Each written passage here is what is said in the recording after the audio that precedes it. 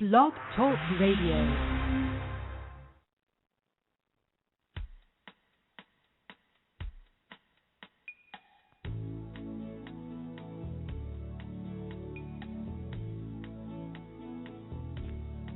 Hi, everyone, and welcome to a very special edition of Franchise Interviews, where for over 6 years now, we've been asking the Franchipreneurs one-on-one.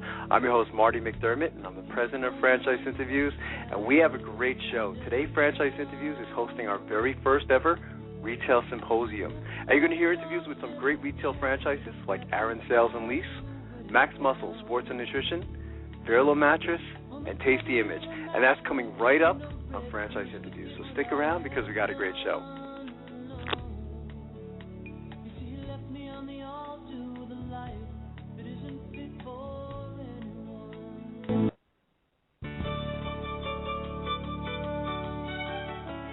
Are you one of those special people who are willing to go after your dreams and goals? Are you ready to fulfill that dream of owning your own business with the security of a proven brand? The opportunity to take control of your future and own a Rita's Italian Ice franchise is within your reach. Rita's is seeking success-oriented individuals who are ready to make a change in their life, and Rita's offers unparalleled training and support to assure your success. And did you know the frozen treat industry is a recession-proof industry, and there are Rita's in 23 states currently with 540 stores open. Rita's Italian Ice has been around for 25 years and is listed as a top-performing franchise by the Wall Street Journal.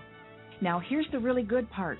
Rita's Italian Ice is a unique and amazing taste treat. It's smoother than a snow cone, and it combines ice with real fresh fruit. The real fruit adds dramatically to the taste, and it comes in over 40 flavors. The ice and fruit are mixed on site and made fresh daily, and it is delicious.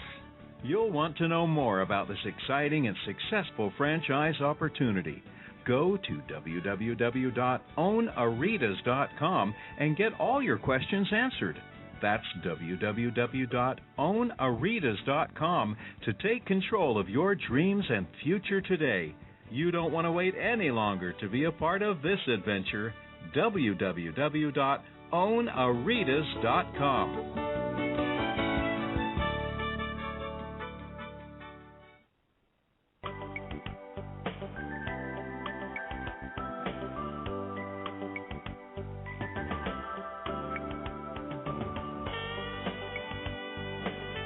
Hi, everyone, and welcome back to Franchise Interviews, where for over 4 years we've been asking the Franchipreneurs one-on-one.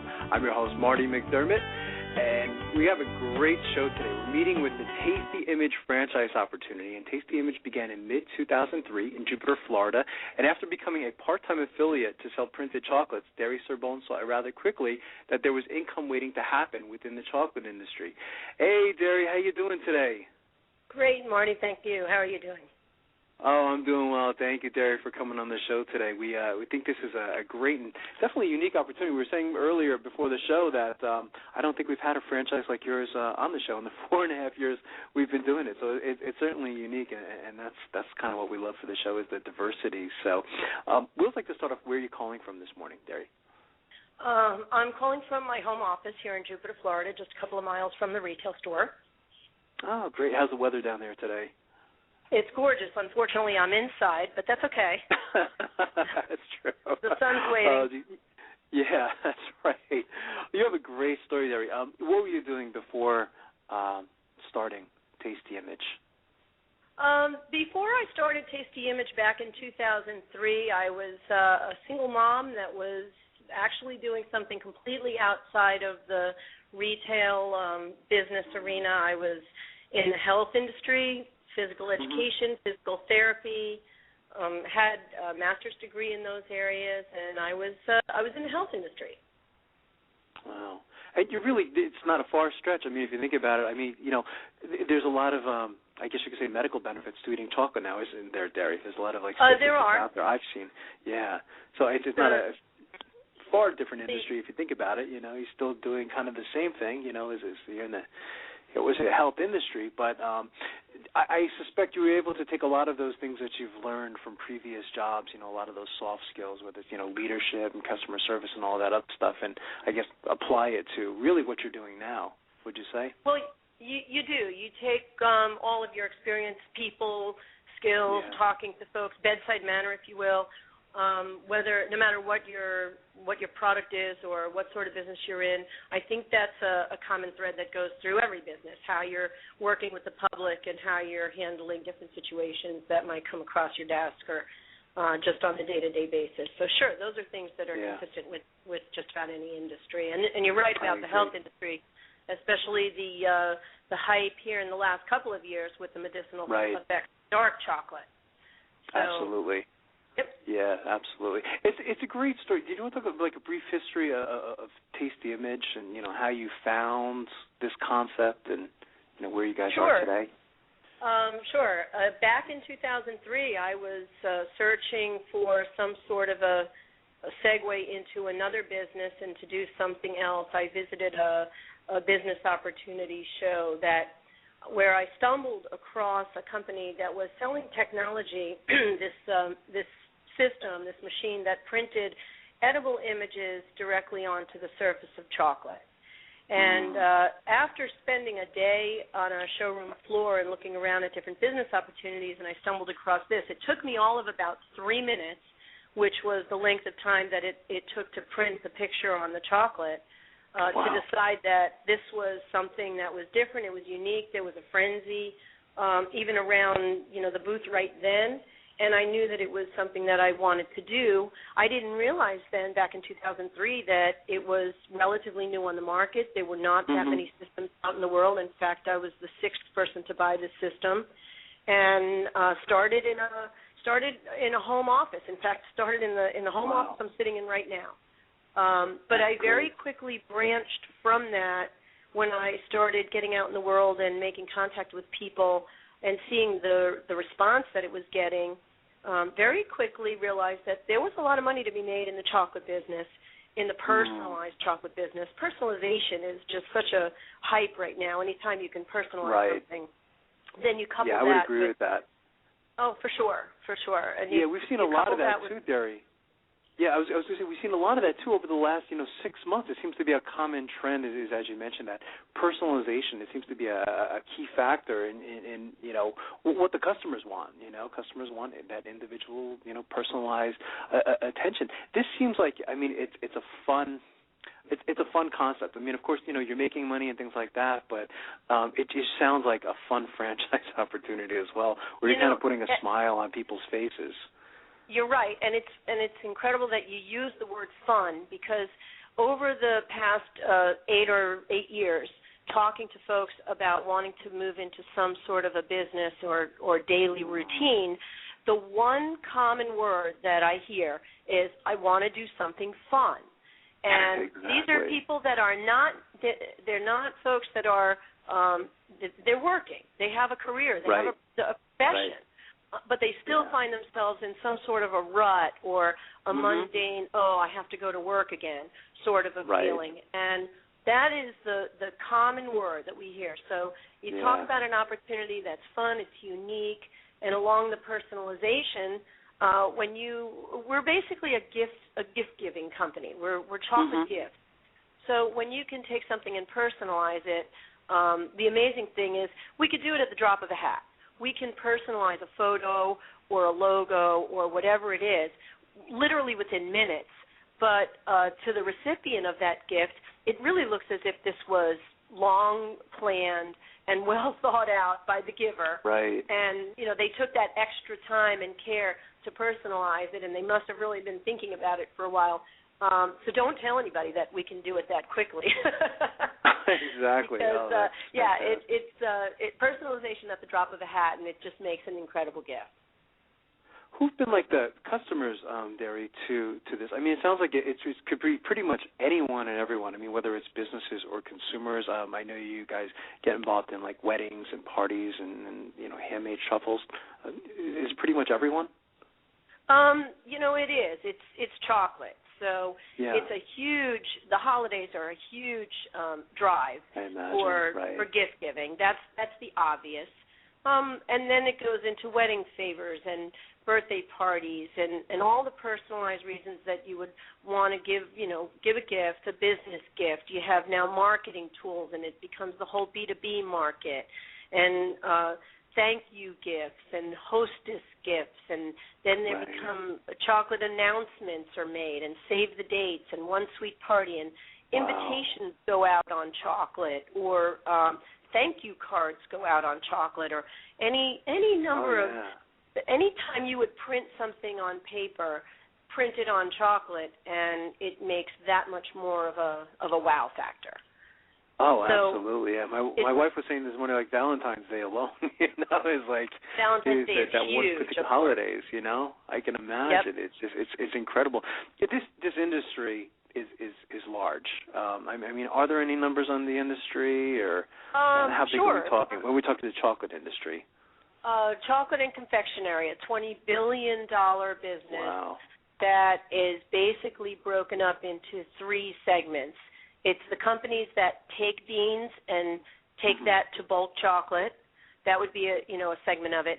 A segment of it is companies that take that bulk chocolate and then turn it into what we know as chocolate candy. That would be what we do. And then there's the confectionery industry of anything else that is not chocolate.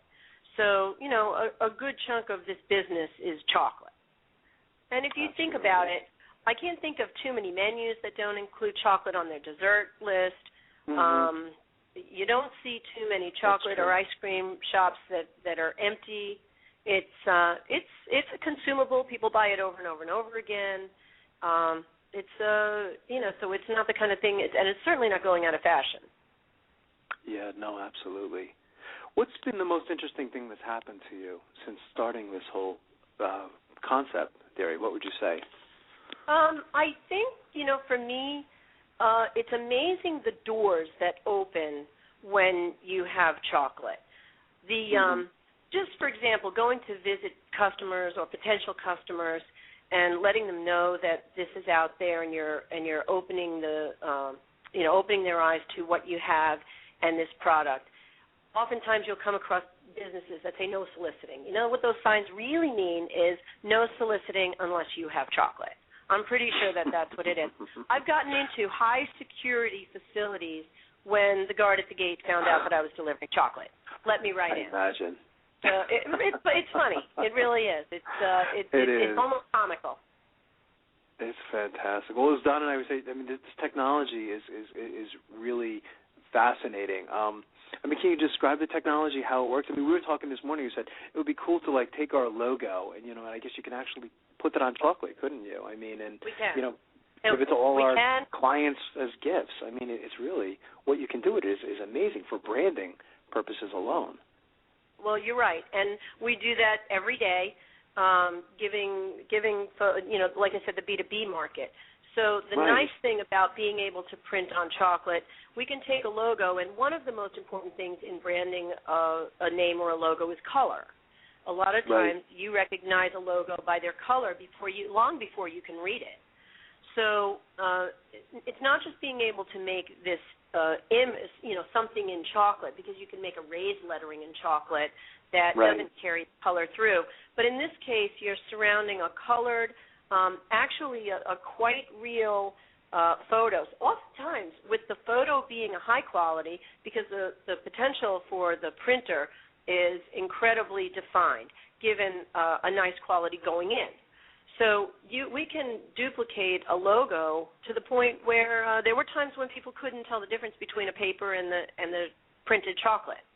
Right.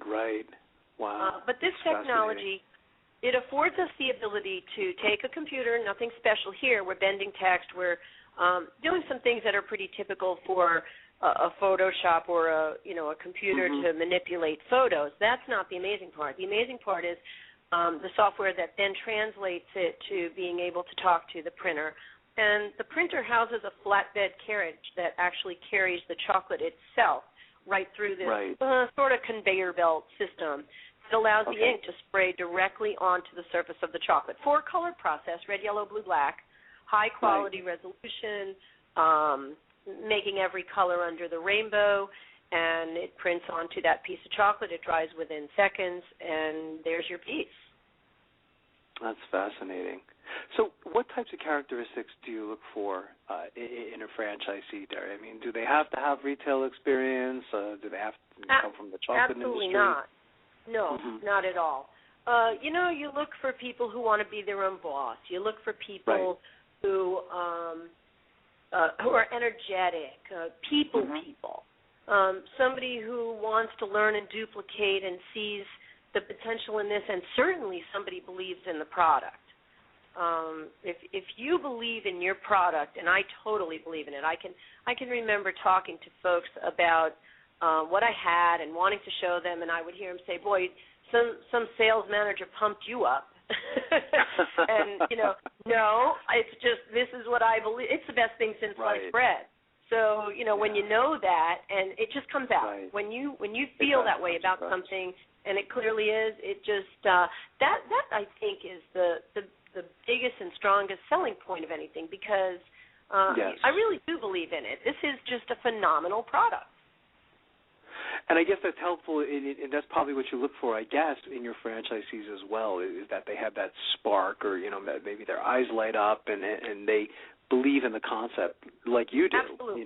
Because that's going to help them in becoming successful as well. So again, they don't really have to have that experience in this industry. You're looking for more of those like interpersonal skills and enthusiasm and things like that, which is which I agree, I think is very important.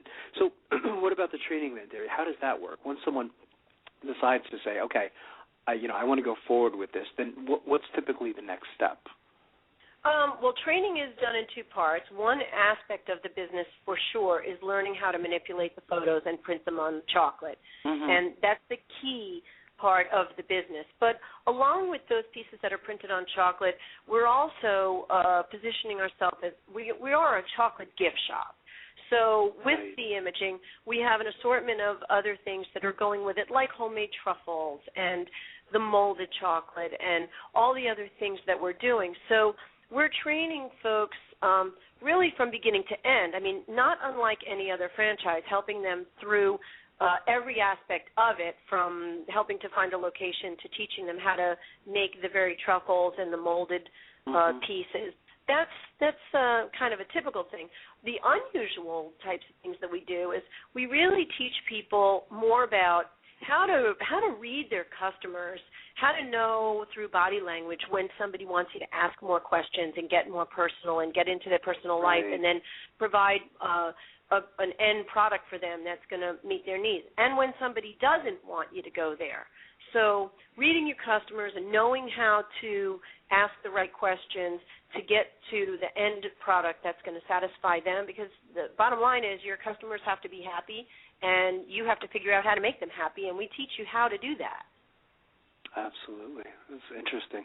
What about the location, Derry? The location play a critical part in this type of business. I mean, what kind of location do your franchisees have to look for or have? Well, of course, location. Right. But you're also a destination shop.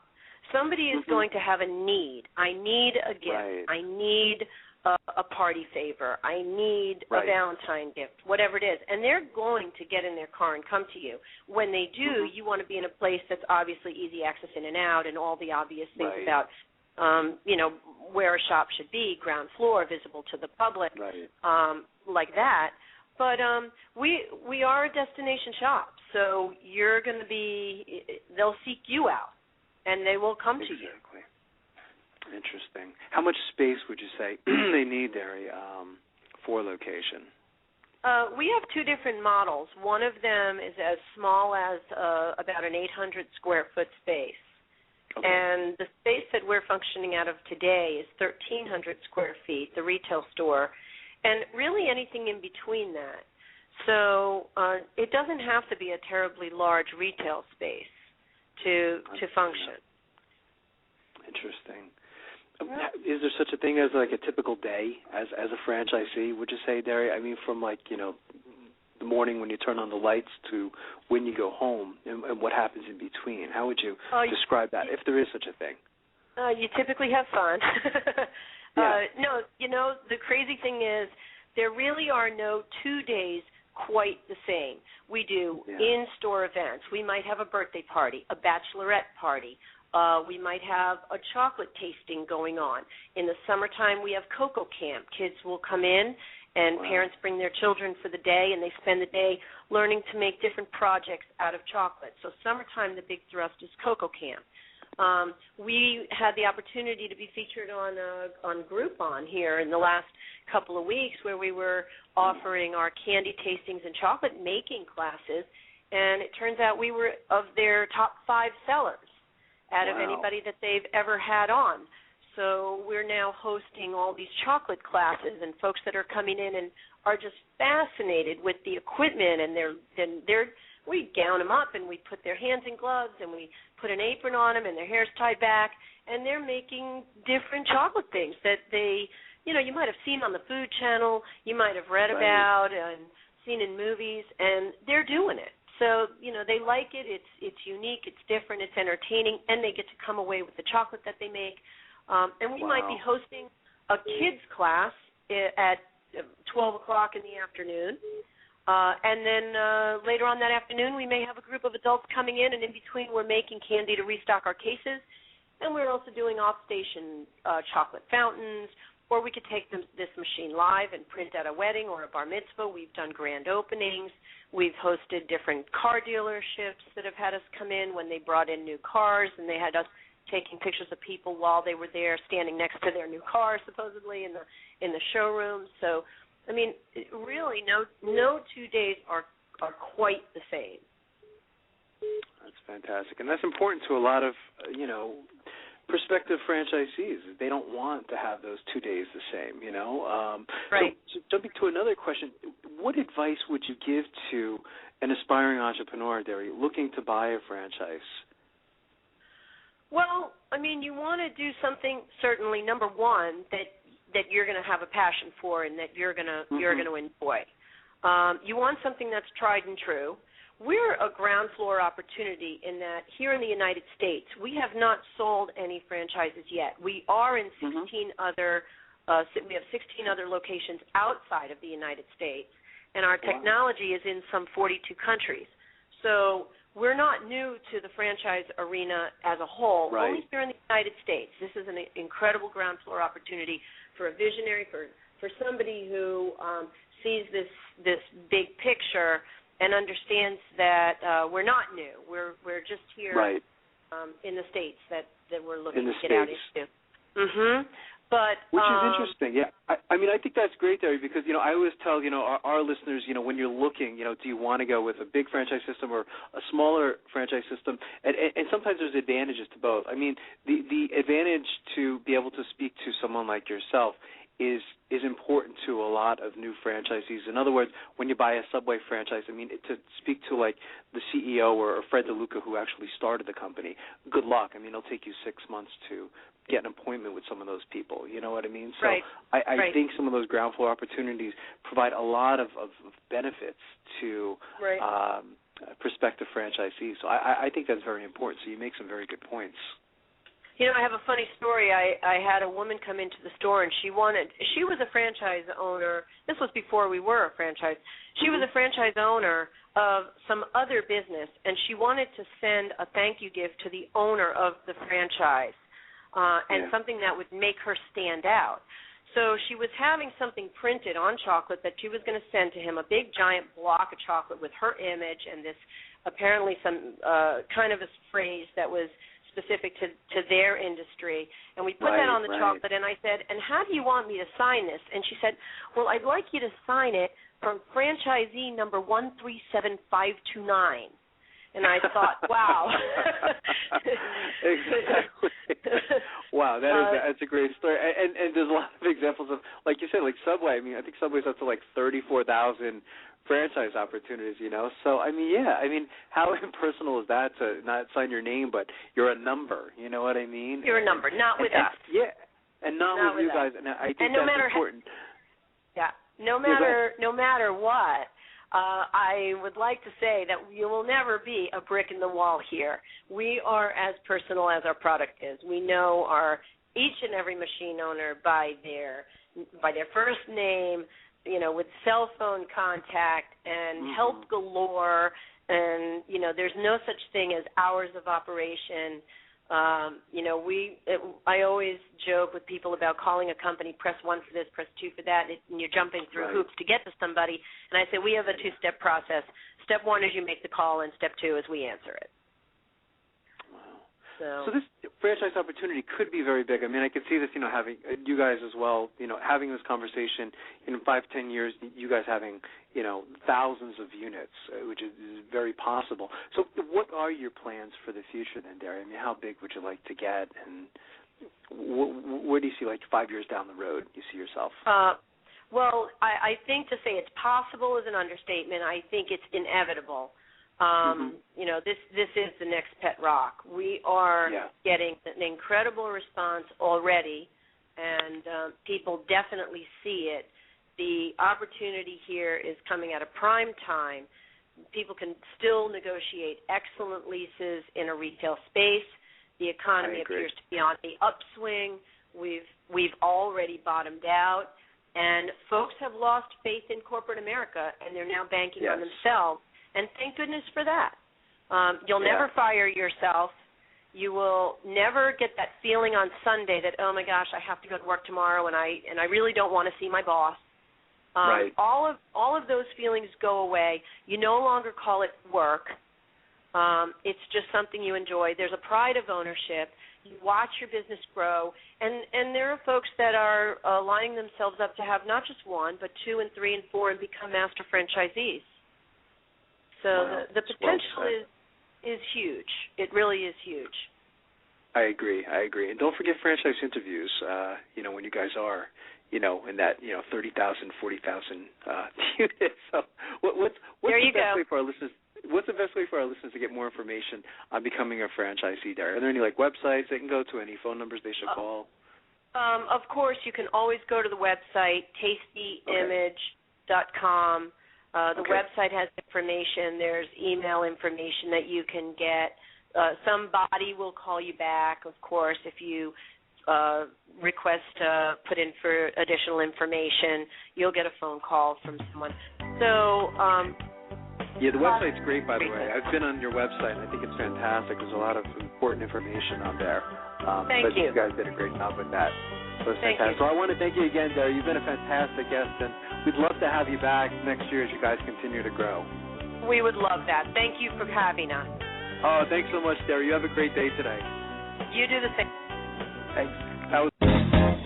Franchise Interviews. For over 6 years, Franchise Interviews has been giving an up-close, behind-the-scenes look at franchising and entrepreneurship through our website, franchiseinterviews.com, where you can hear and read interviews as well as get tips from some of the most successful sources in franchising. Our weekly franchise radio show, where each week you get to hear a new interview with franchisers, franchisees, franchise authors, franchise experts, and attorneys. And don't forget to listen to our podcast, Great Quotes in Franchising. For more information, go to franchiseinterviews.com or call us at 610-905-2919. That's 610-905-2919. Who's helping build America one small business at a time? Franchise Inc., a free consulting service. For years, Franchise Inc., a national company, has been helping people franchise their business concept and help folks like you own a franchise. With over 2,500 franchise systems out there, it can be awfully confusing. Don't take chances with your future. At Franchise Inc., we've done the homework for you.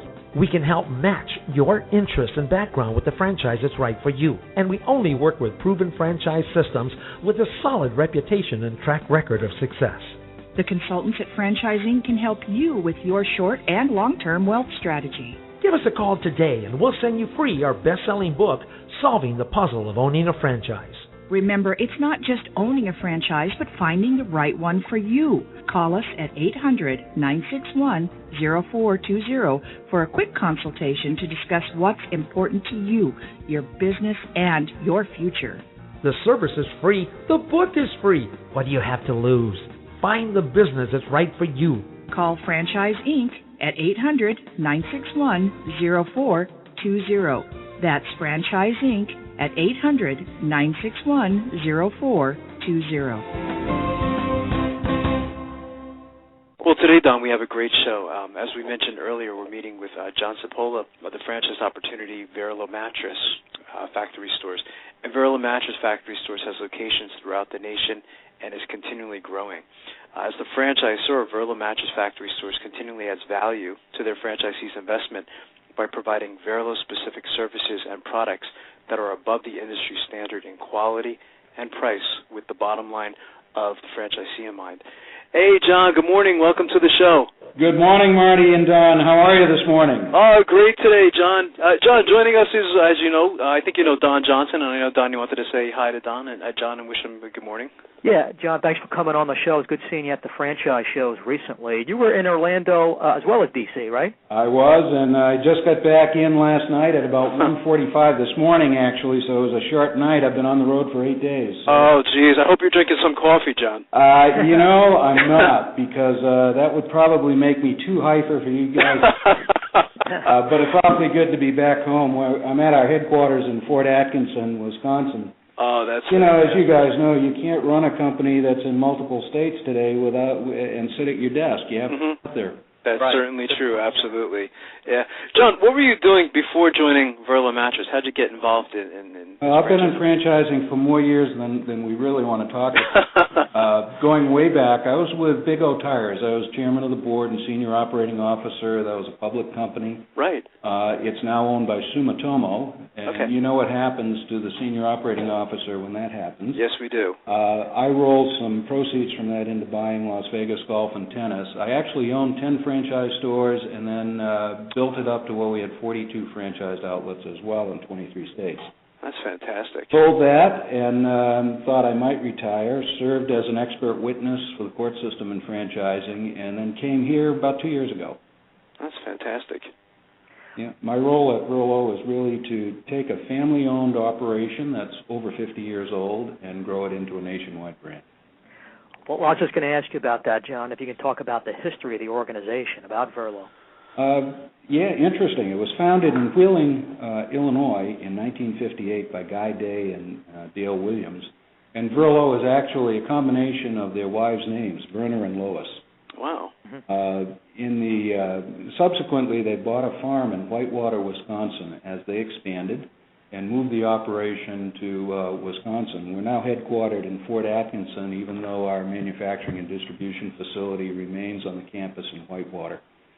Fort Atkinson is one town away. We're about 30 miles southeast of Madison.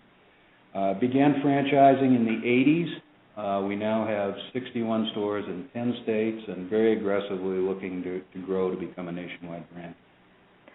So you've had some, just slow, sustained growth, which a lot of times is the right way to go about it. Well, yes. On the, we had basically flat growth until just a little while ago, and we've started to grow again. Now we're seeing our franchise owners open additional units, and we're bringing new people and new blood into the organization, which is what we really need to do to grow our business.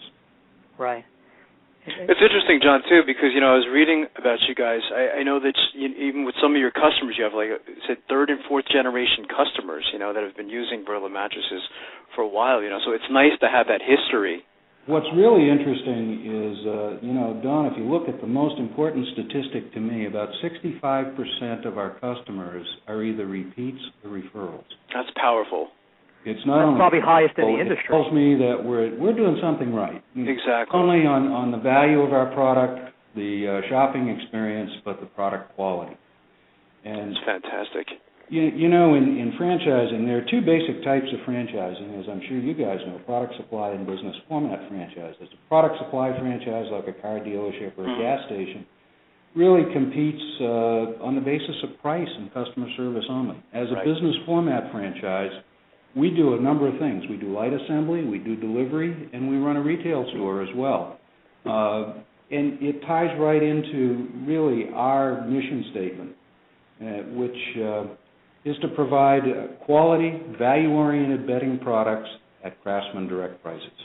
And if we do that, all of a sudden we become value merchants. Right. We're not competing on a commoditized price, and that differentiates us from the pack. Plus, we're one of the few companies the only company I know of in franchising that custom makes mattresses. They're not mass-produced in individually made just for the individual. Right. And that's so important, John. I was telling Don earlier, I worked in the bedding industry for years, and I was always frustrated. I sold beds with Macy's, and it was always about price. Who could give the lowest price? And in this part of the country, we have, I don't know if you're familiar with a Dial-A mattress. Mm-hmm. We see lose, so many sales to Dial-A mattress just based on because they offered a lower price. So it was great to see that you guys, no one else is doing what you guys are doing, so the franchisee doesn't have to worry about that, saying, well, I can get this bed someplace else. You can't. It's unique. The real differentiator, Marty, is if you buy a Verlo mattress, and we're going to make that for your specifications, right, based on your sleep analysis.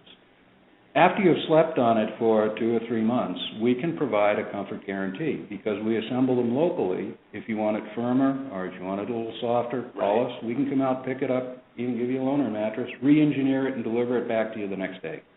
That's a great service. Nobody else can do that. So important. And, a mattress is like a pair of shoes. As you sleep on it for a while, it gets worn in, and it's natural to have a little body impression.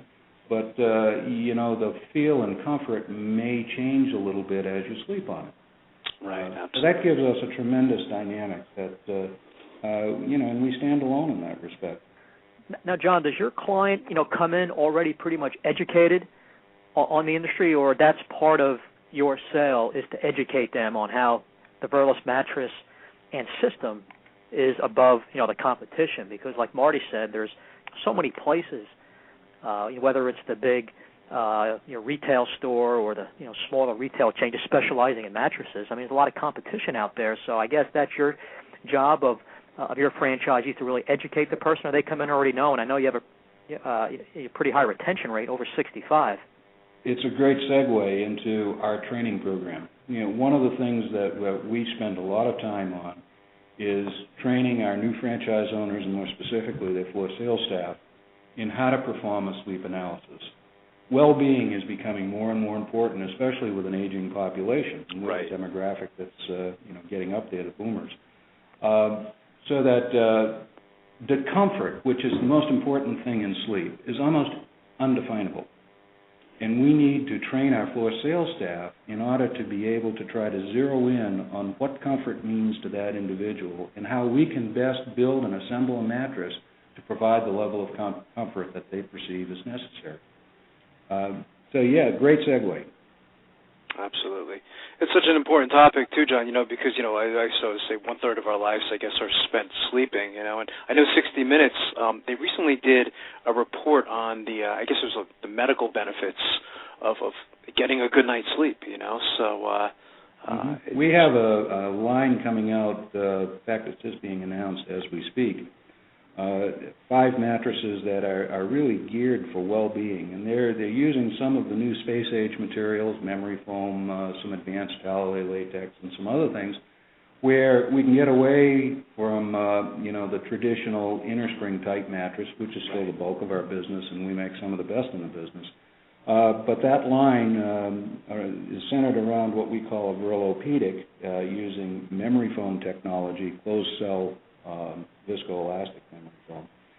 So we're very cognizant of that. We're also looking at and doing some experimentation in our R&D center on green products. There's more and more, I think, cognizance out there in the consumer public about organic materials, the use of organic materials. Right.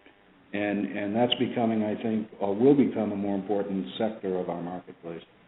Yeah, I would agree with that. So it seems like Verlo's, you're really on top of, and I guess you have to be to compete. You're really on top of everything new that's, in the industry that can benefit your franchisees, John. We really have to be. We're in an $8 billion market, and everybody in the furniture business, everybody sells mattresses. There's a lot of competition out there. So we have to be very aware of what's going on, trends in the industry, and stay ahead of that curve. How do you describe Verlo Mattress franchise to, prospective franchisees, John? Well, we're a unique business concept in that it's a combination of light assembly, delivery, distribution, logistics, and retailing. Someone coming into our business, their first store is going to be 8,000 to 10,000 square feet, And it's going to be their warehouse assembly and distribution point, along with 2,500 to 3,000 square feet of retailing out front. So that the local customers can actually watch their mattress being assembled if they want to. That's amazing. What we do at corporate is we develop mattress kits. We develop the specifications. We provide the support and training. They get supplies from our vendors at least every 2 weeks, so that it maintains they have to maintain relatively a low inventory. If you look at the furniture industry, the typical furniture store runs about 96 days sales on hand for inventory. We run about 18, so we have very high inventory turnover rate, which translates to a beta value of money, as you guys know. That's amazing. So it requires a unique individual to fit into our culture. And, you know, the success of franchising is really the success of the individual franchise owners. What we do at corporate is to provide the vehicle, the support network, the training, so they can hopefully optimize their unit economics. Relationships in franchising are so important because there has to be a trust factor between both the franchisor and the franchisee. And that trust is built over years of providing support, doing what you say you're going to do, and helping our individual owners to be successful. It doesn't seem like you need a lot of employees to run a Verlo Mattress franchise as well, John.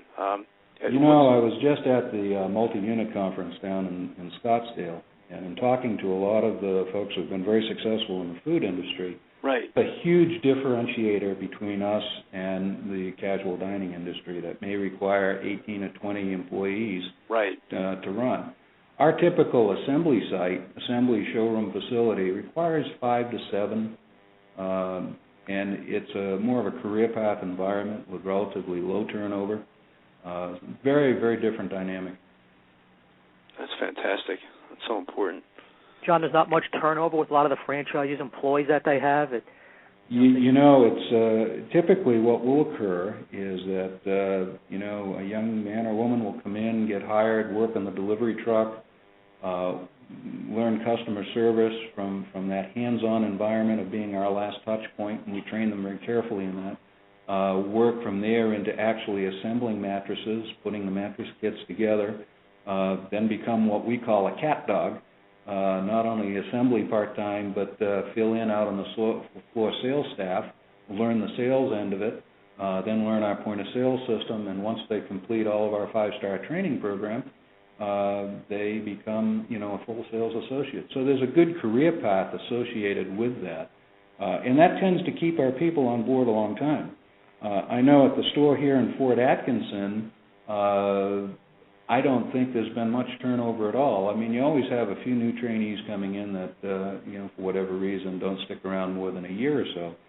But I think the average on the staff, I know the store manager has been with our franchise owner here for many, many moons.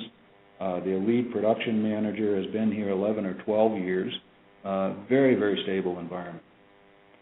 I mean, you know, it sounds like someone who really learns the entire business, you know, can then obviously become a franchisee. I imagine that's happened a few times. I love it when that happens. You know, if we can develop that farm system where we develop employees who come through our system and then become franchise owners, it's terrific, because not only are they loyal owners, they know the system. And at a corporate level, it sure helps me on the training side. Right, sure, absolutely. I guess that's something else that can really separate you guys from the competition, is having that lower turnover, having those loyal people who've learned the whole system become franchisees. Yeah, you know, in reality, you know, we've got a store out in Peoria, Illinois, and the owner out there was a customer in our Crystal Lake store, saw the operation, slept on one of our mattresses, and wound up, you know, becoming a franchise owner, and is very successful. Been with us quite a few years now. The owner of our store up in Appleton, owns 2 stores, Appleton and Oshkosh, was the store manager for another franchisee. So we've got a lot of those success stories. You know, one of the success stories that I do want to dwell on for just a minute is our Franchisee of the Year, who I nominated to the IFA and received that award last September in Washington, D.C. His name is Adele Salome.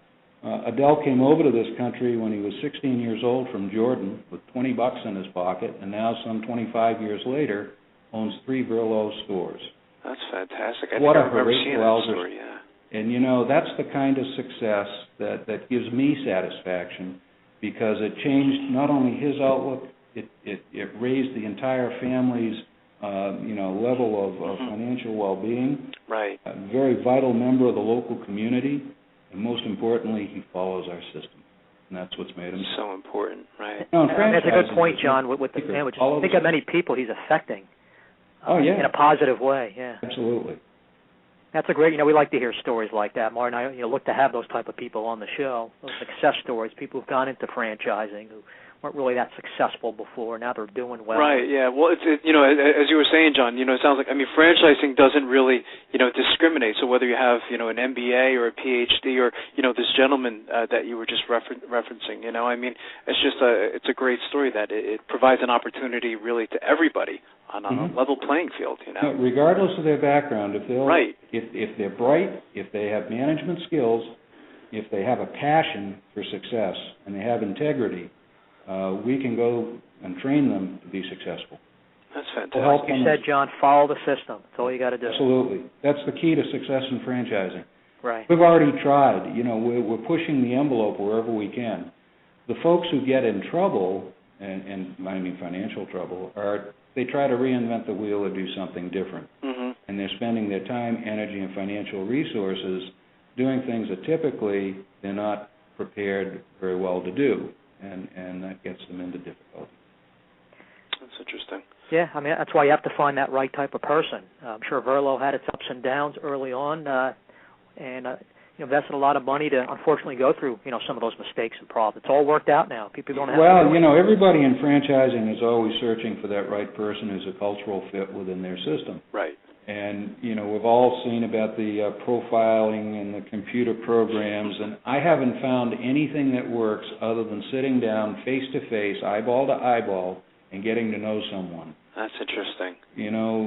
Nothing beats that. And the earlier in our front-end dance, as we're going through our franchise development, that we can meet someone, the more important it is for us to mutually make a decision whether or not this is going to be a good cultural fit.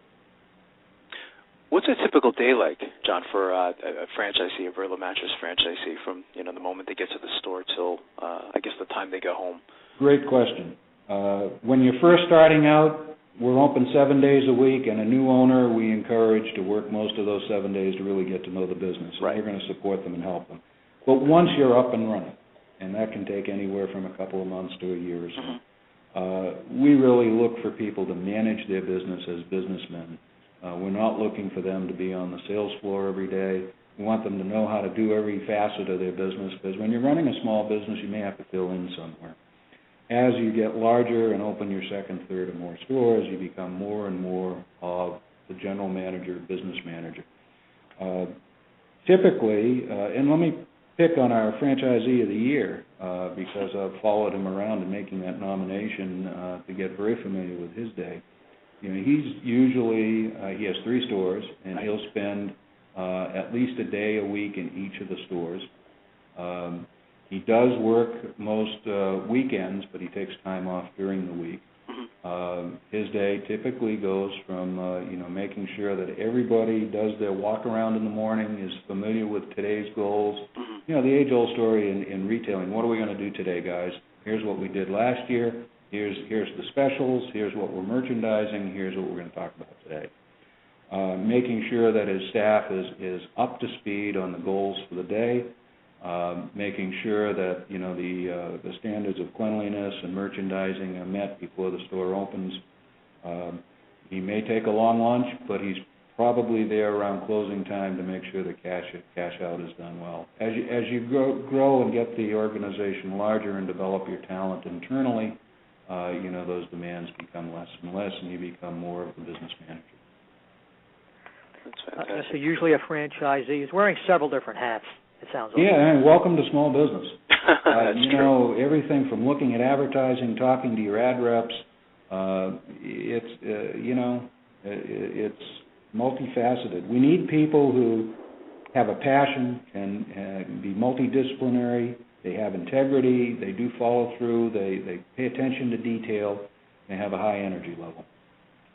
That's great. I was reading in just one of the magazines, John, I think it was U.S. Business Review.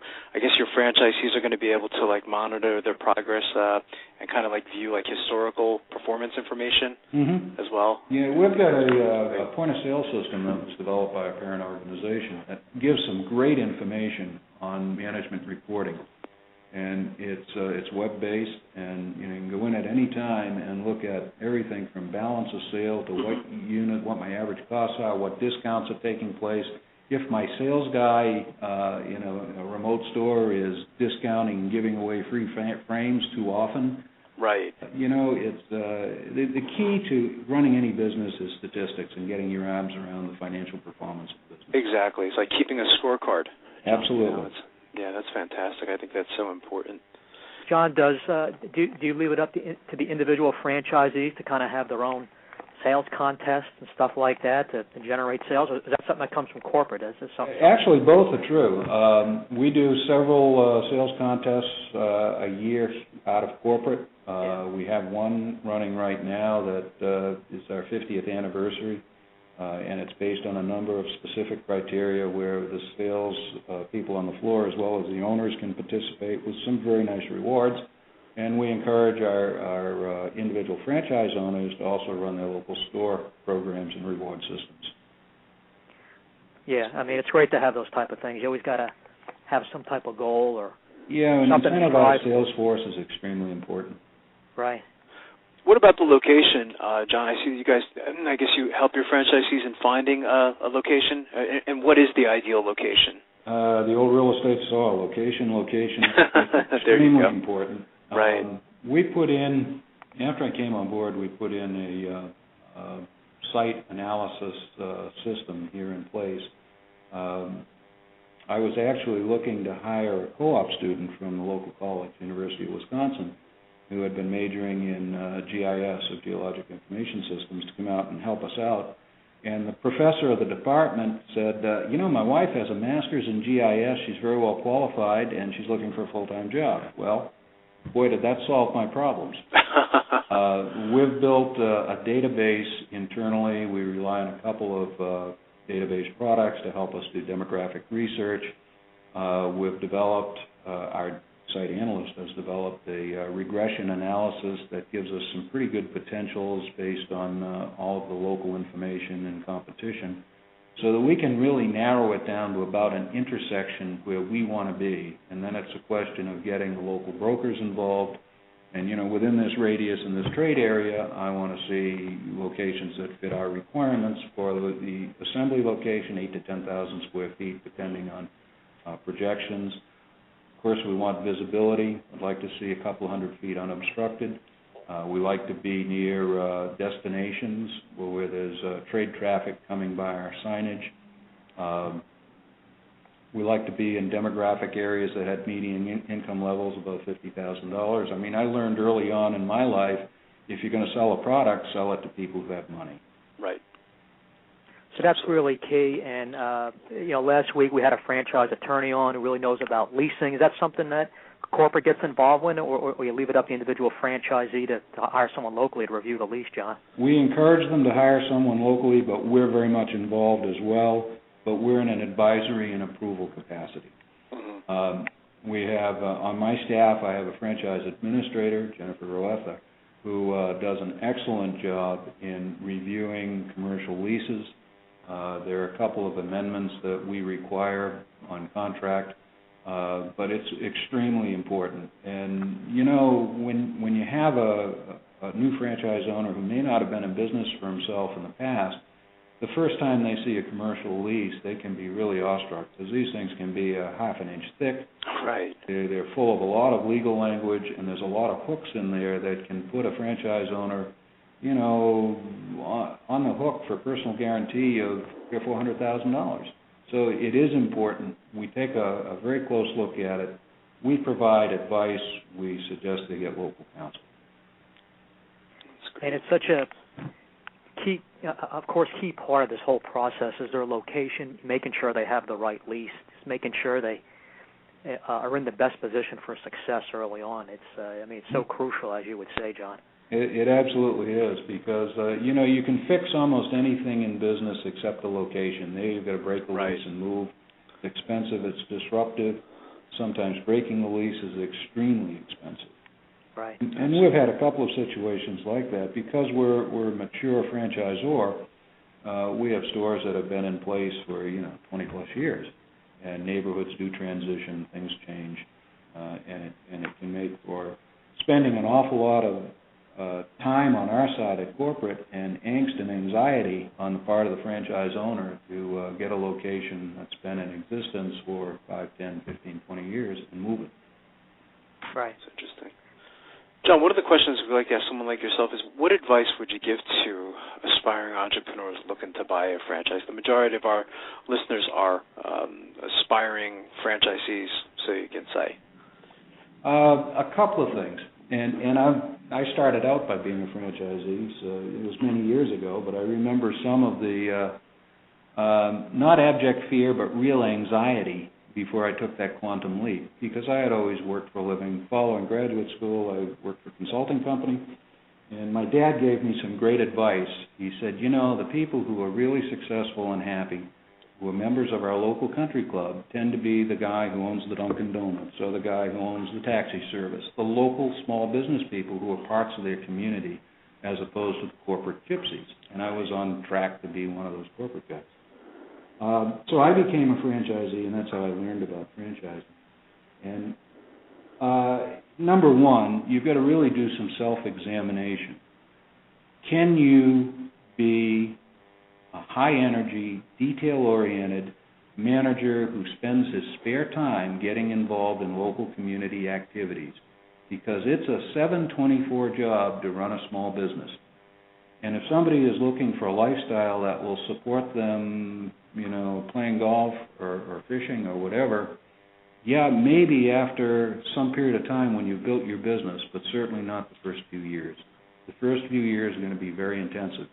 Right. You need the energy level, you need the personal commitment and motivation, and you need the family foundation in order to be able to do that, which is one of the reasons why I like to talk to the spouse of a candidate who's thinking about coming on board with Verlo. That's interesting. Because if there's any crack in that relationship, right, we're probably going to wreck it because of the amount of commitment and the intensity to get a business up and running. Now, it doesn't stay that way. And clearly, we'd hope that after a couple of months, everything is great and they're making a lot of money and people are in place and they're being delegated to. But, in business, you never know. And it can be outside of your realm of responsibility. You open a local business. We had a store last year that opened in a great location. Corner lot, great visibility, good demographics, and unbeknownst to us, right after we opened, the local city council passed an ordinance, and they ripped up the streets, pulled out everything, and it was under construction for 4 months. Nobody could park, nobody could get into the store. Well, wow. You can't foresee a lot of those things. Right. You can try to ameliorate the problem by participating locally in the political scene, but that's going to delay a break-even point by that 4-month period until the construction's over and you can really start to get the local traffic in place. Exactly. So there are things beyond your control that are going to be frustrating, and it's the Murphy's Law of a small business, and it takes a strong family foundation sometimes to be able to weather those. When it's good, it's great, and when it's not so good, we all work harder to make it great. You've been very successful in franchising, John, so you bring up some great points there. People have to be aware of. And we've talked about that before, Marty, when we've had some franchise consultants and brokers on, how your whole family has to be on board with this, especially your spouse. Mm-hmm. And me being in financing, sometimes I hear we think we're moving forward with someone, and all of a sudden I get a call or email that all of a sudden now wife or husband are not 100% on board. So it puts the whole process on hold. So you really have to make sure it's 100% firm that both spouses are ready to move forward with this, because it is a big commitment. Yeah. One of the things that I always talk to about people considering coming on board is have you considered an exit strategy? Everyone who goes into business needs to be thinking about, how do I sell to retire? How do I sell to have my progeny have this business? Whatever their objective is, it's something that should be thought through on the front end. And of course, one of the advantages in franchising is that there's typically a value premium above depreciated assets because of brand value. Yeah, that's a great point. Also, is that a lot of people are so excited about opening and starting a business, you don't think about what happens if things don't go as planned, or what's your long-term goal? How long you want to be doing this for? That's how right. You want to set yourself up? Most franchise owners who come on board with us are probably in the age range of 40 to 55. Mm-hmm. So, if you build a very good business and you grow it into a multi-unit operation, at some point you're probably going to want to retire. And maybe you have got kids who will come into the business and take over. Maybe you'll want to sell it at a premium, and that will provide your retirement, the funding for your retirement. Good point. John, I'm looking on your website now. You have a very nice website. One section has top 10 reasons to buy a Verlo mattress factory store. Just so many selling points: steady recession-resistant growth, thriving industry, the advantages of a strong brand. In all honesty, let me qualify recession-resistant. Okay. When you talk about who buys a mattress, it's typically a precipitous life event. I'm moving, I'm getting married, I'm getting divorced, I graduated from college, I came out of the military, I'm buying a house. That's true. The housing market, as we all know, has been in the tank in most parts of the country. That's one of the primary motivators for people buying a mattress. So there's a segment of our business that right now is down, and that's because of housing sales. Other things that negatively affect retailing in general are expensive gasoline because it drains discretionary income. Right. We're probably more resistant to recessions and economic downturns than other things because in retailing, not much is a discretionary expenditure. When you need a mattress, you need a mattress. True. And how important is a good night's sleep if you wake up every morning and your back or your neck hurts? Right. So we have resistance, but we're not recession-proof. That's fantastic. John, we have about 60 seconds. What are Verlo Mattresses' plans for the future? How big would you guys like to get? Obviously a lot bigger, and one of the reasons why I was brought on board by the founders was to help grow it because the company had grown through friends and family, basically.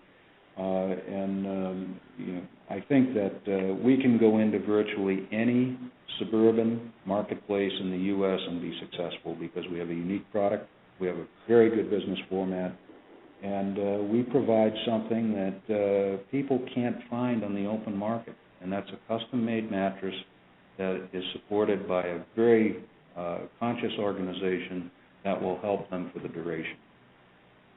That's great. Is there a certain part? Right. Is there a certain part of the country that you guys are looking to aggressively expand, John? Or? Well, because we distribute mattress kits, obviously I'd like to grow in concentric circles so that we're not sending trucks 1,000 miles away that are empty coming back. That's true. That's great. Well, I want to thank you again, John, for coming on the show today. You've been a fantastic guest. I'd love to have you and someone like Adele come back on our show, to talk more about this great franchise opportunity. Terrific. Appreciate it, guys. Have a Thanks, good day. John. Thanks good so much, job. John. Have a great day today. We'll see you at the next show, John. Great concept, huh, Don? Yeah, definitely. Very unique. Something different that we haven't discussed before, Right. So, it's just, I think we should keep our eye on Verlo Mattress. I think they're going to be very big. Yeah, so many selling points. I can understand why someone would want to invest in this franchise, and with John on board, with his experience in history and so forth, definitely good things are going to be coming their way, some nice growth. Absolutely. Well, you did a good job today, Don, and again, our next show is going to be was a Rita's. Don.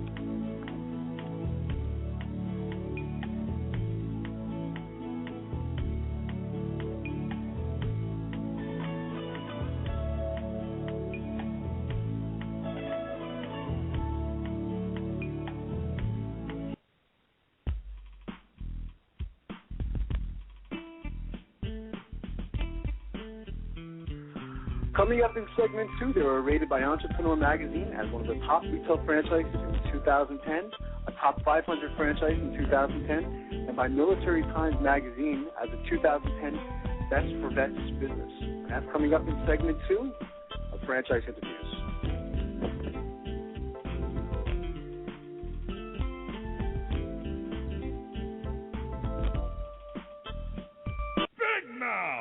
Okay, you've got my attention.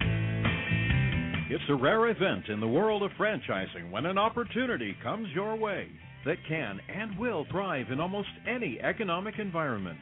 It's here, and its name is Big Mouth Advertising. Big Mouth. BMA is a leader in the exciting world of mobile media advertising. Why is mobile media advertising able to defy the economic cycles? The answer is obvious. In times of economic weakness, advertising is crucial for survival as the consumer dollar is scarce and the competition fierce. What is mobile media? It's the newest and fastest growing segment in the advertising world. Mobile media brings the message directly to the consumer. Mobile media goes to the consumer in traffic, where he eats and where he plays. It quite simply cannot be turned off or thrown out. And when you join the Big Mouth team as a franchisee, you are joining the best. The Big Mouth advantage is simple and successful. We invest in a strong infrastructure and in great people. As a franchisee, you have access to this entire system, including telemarketing, sales maximization, general and administrative support, design and creative services, even billing and collection services. All you need is a mobile media vehicle, a driver, and the willingness to create a financially sound and limitless business for yourself. There are no long-term leases to sign, no expensive build-outs, no office personnel to hire. You will be part of the Big Mouth advertising community and share its entire website and reception services, as well as its complete back-office services. This virtual office guarantees you the freedom to close those sales that will make you a success. We are so proud of our successes that we have voluntarily disclosed our revenue statements. Now, how many other franchises are doing that? Even in these historically rough financial times, Big Mouth Advertising has become a dominant force in the mobile media industry. Join the Big Mouth team and take the first step toward financial freedom. Please call Ron at 888-98-GO-BIG. That's 888-98-GO-BIG. Big Mouth! Need a business loan? Talk to Diamond Financial Services, the experts in franchise financing nationwide. Whether you're looking to start a franchise, acquire an existing franchise, or expand your territory through opening new locations, Diamond Financial stands by your side start to finish. From pre-qualification to packaging and presenting your application to securing a financial commitment and through the loan closing process, Diamond Financial is there. While you're waiting, thousands of others are making their financial dreams come true. Don't wait any longer. Pre-qualify now by completing a confidential, no-obligation financial analysis. Let's face it, traditional banks just aren't in the business of financing small business. At Diamond Financial, we specialize in securing franchise loans from $100,000 to $3 million and equipment leasing up to $150,000. Let us help you get started. Go to www.franchisefunding.net or call 877-508-2274. That's franchisefunding.net, 877-508-2274.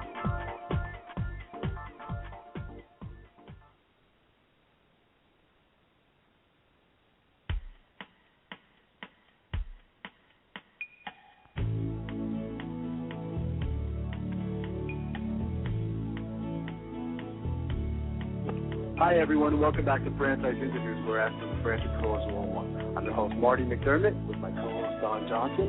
And if you've ever dreamed of owning your own business, then you've come to the right place. And as we were saying earlier, Don, we have a great show today because we're meeting with Bill Warner, Max Muscle Sports Nutrition Vice President of Franchise Development, and Kristen Wood, franchisee of Max Muscle Sports Nutrition. Established in 1991 by former NFL linebacker Joe Wells, Max Muscle Sports Nutrition is America's premier sports nutrition retail outlet and franchise system.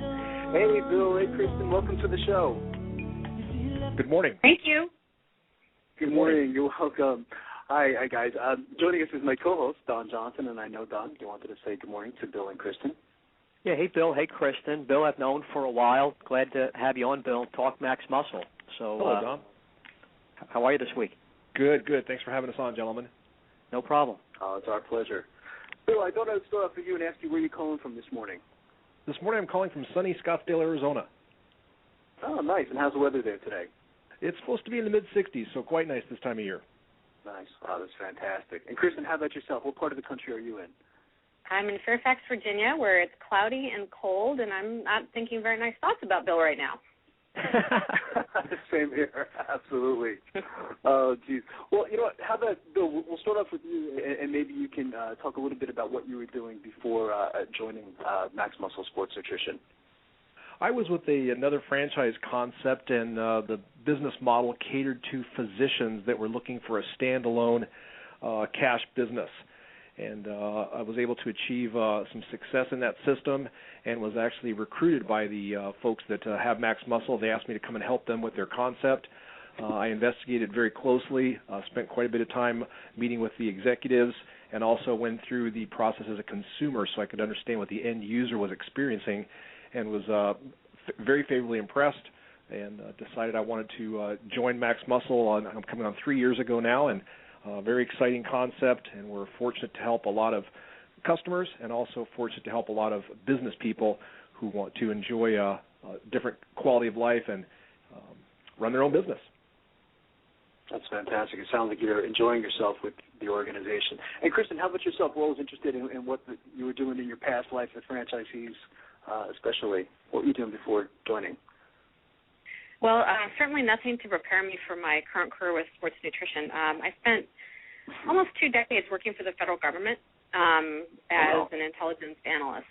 So interesting. Had a phenomenal opportunity and a great career and just loved everything I did, but it didn't afford me kind of the quality of life I wanted to spend time with my kids and really, live.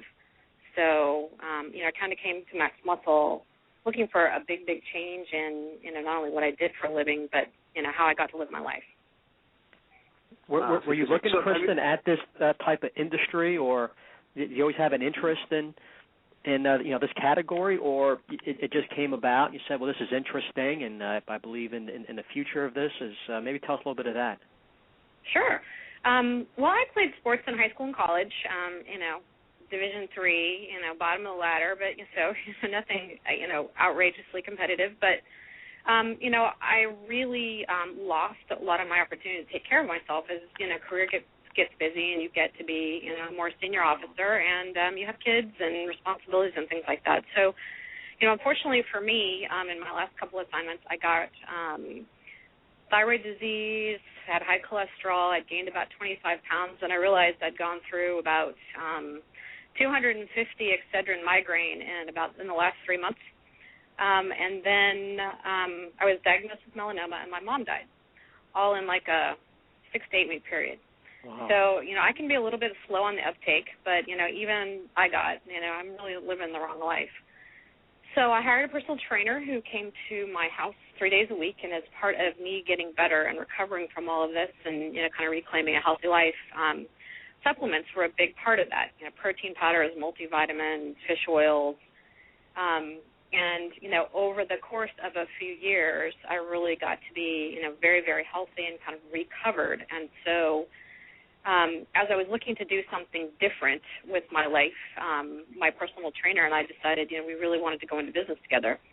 And we started looking at franchise opportunities because we knew we didn't want to start a business from scratch. We really wanted to take advantage of a proven system with, existing leadership and in a market that had incredible potential to grow.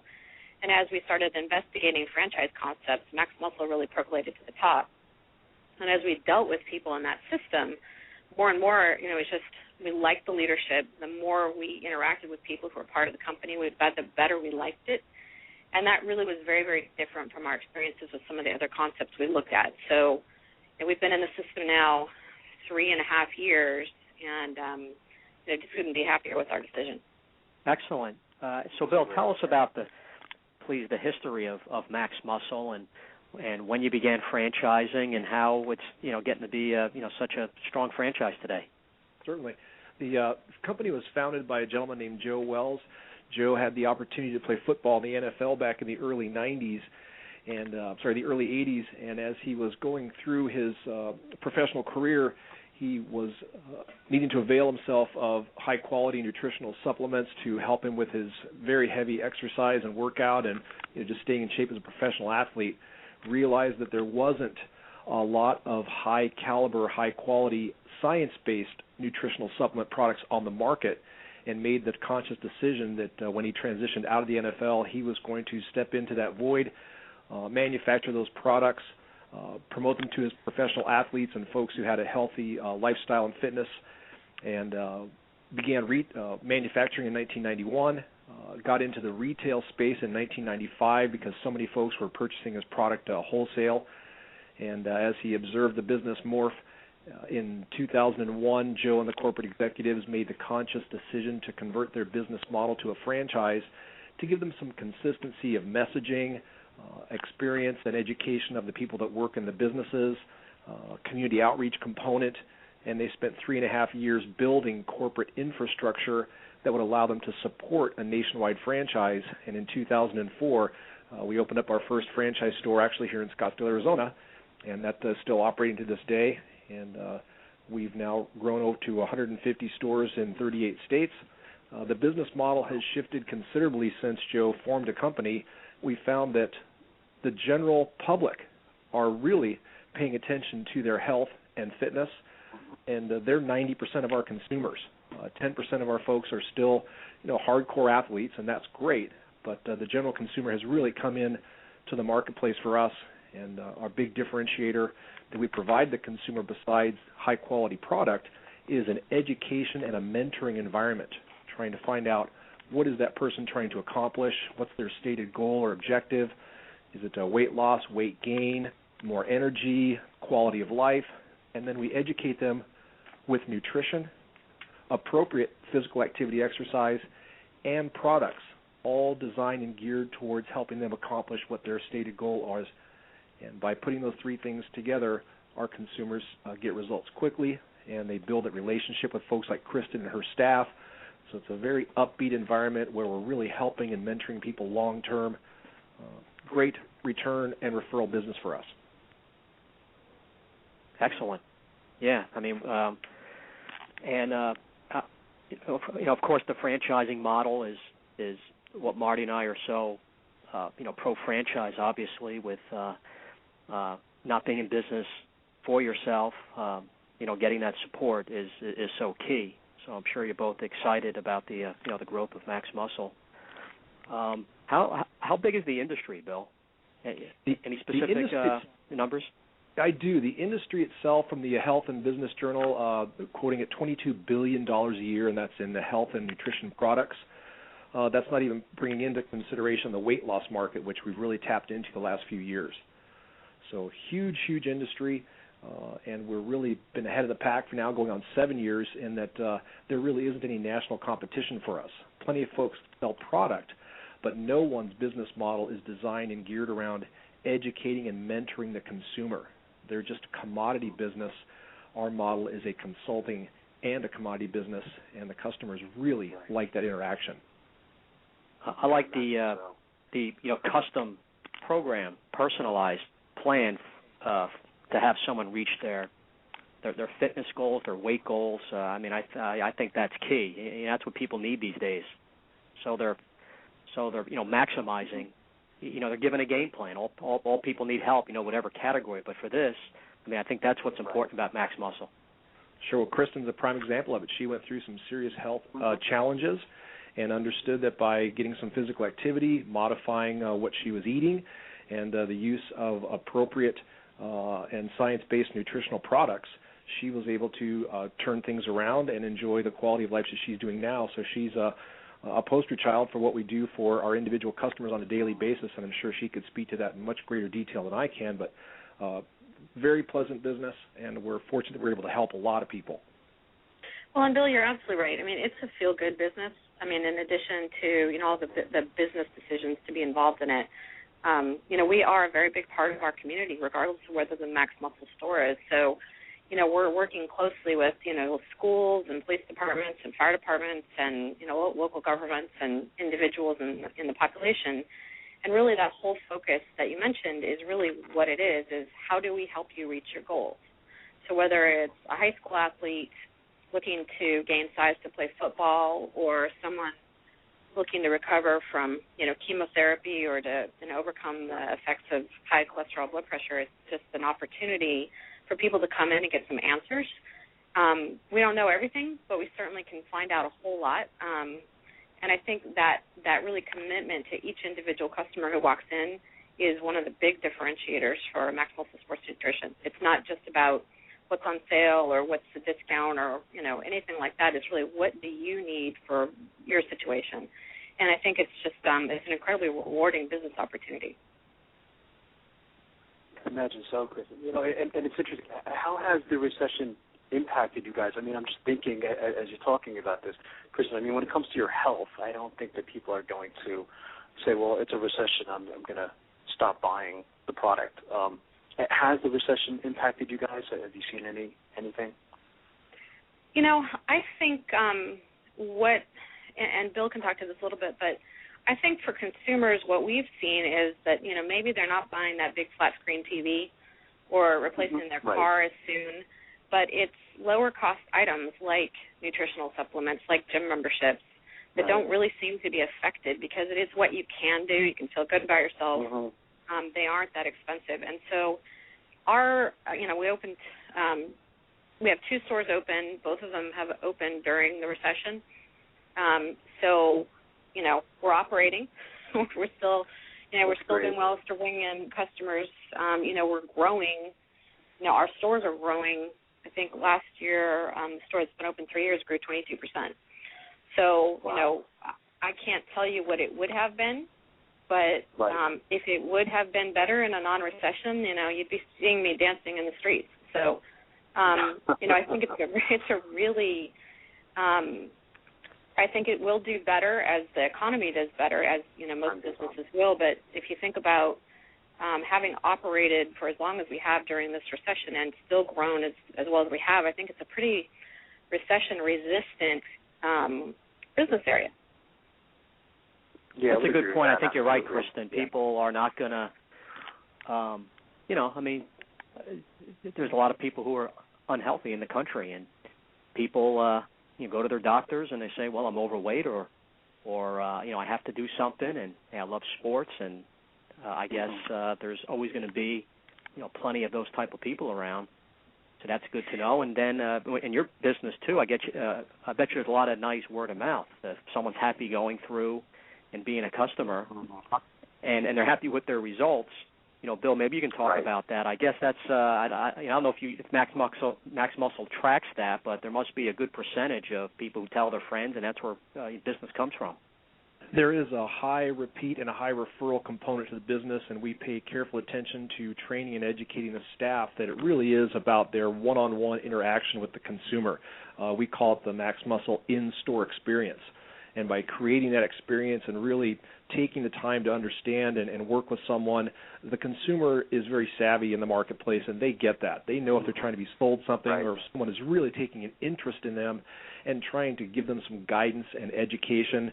And product is, it's almost an afterthought, but, we happen to have things that can assist you. And it's not all Max Muscle manufactured product in the stores. We've very carefully screened over many years very high caliber, high quality other manufacturers' products to give the consumer that variety. Yeah, I think that's true. I mean, our Fairfax location has been open for a little more than a year, maybe 15 months. And just as an example, I have one customer who came in as several months after we opened, and I've counted up recently, and he has himself sent in 40 people over the course of time, and they have referred people. And so, just in terms of a geometric expansion of the business, I mean, it's that the power of an individual customer and your ability to influence their lives and help them, and them becoming walking testimonials for you is just, it's remarkable. And I think, unlike the gym industry, which is, I think, really penetrated in that, you have the big box gyms like Gold's and Lifetime and things like that, There's a lot of boutique gyms, which are, fantastic, really interesting businesses, but there's a lot of them. And in sports nutrition, as Bill was mentioning, there's one nationwide retailer that does, the sports nutrition supplements part and the nutritional counseling part, and it's Maxwell Sports Nutrition. There just isn't anyone else. So it's just a great opportunity to be in that leadership role in an industry that's growing significantly every year. Good point. Bill, what's been the most interesting thing that's happened to you since at the franchise? I imagine you're seeing some nice growth. Probably heard a lot of stories. Anything stand out? It does. The amount of business people, very similar to, I'm sure, all your listeners here today, who are looking for an alternative to the corporate lifestyle. Again, I'll point back to Kristen. She was living the corporate lifestyle, and that takes away from family time, personal time, quality of life. And as the recession has, really hit the nation hard over the last few years, we see more and more business people looking to reclaim that quality of life and family environment while being able to obviously have a nice income, provide for their families in an industry where it's a feel-good business. Again, we're helping people in our communities, and a lot of our franchise owners get tremendous satisfaction from those relationships and helping people in their communities with these challenges of a healthy lifestyle. We watch the national news media beats our drum literally every day that we're out of shape, we don't eat well, our kids are in serious problems with their being overweight. Well, this just runs right up our flagpole, and we reach back and help people accomplish these challenging things through education and superior product. And plus hearing the stories, Bill, I imagine it must feel great, because especially during these times when people don't know what to do. Marty and I are always, I don't know if you heard the first segment, but we, over the last few years, we've told stories of people who were downsized and unemployed, and that can really beat you down. And, what do these people do? And a lot of times franchise has saved them. And people are nervous about owning their own business and taking that risk, but a lot of people are realizing they have to control their own destiny, and they have to do something, and it's nice to have that training and support of a proven brand to increase your success rate. But hearing those people now making more money, being happier, like you said, the quality of life, those type of stories must be reassuring and nice to hear.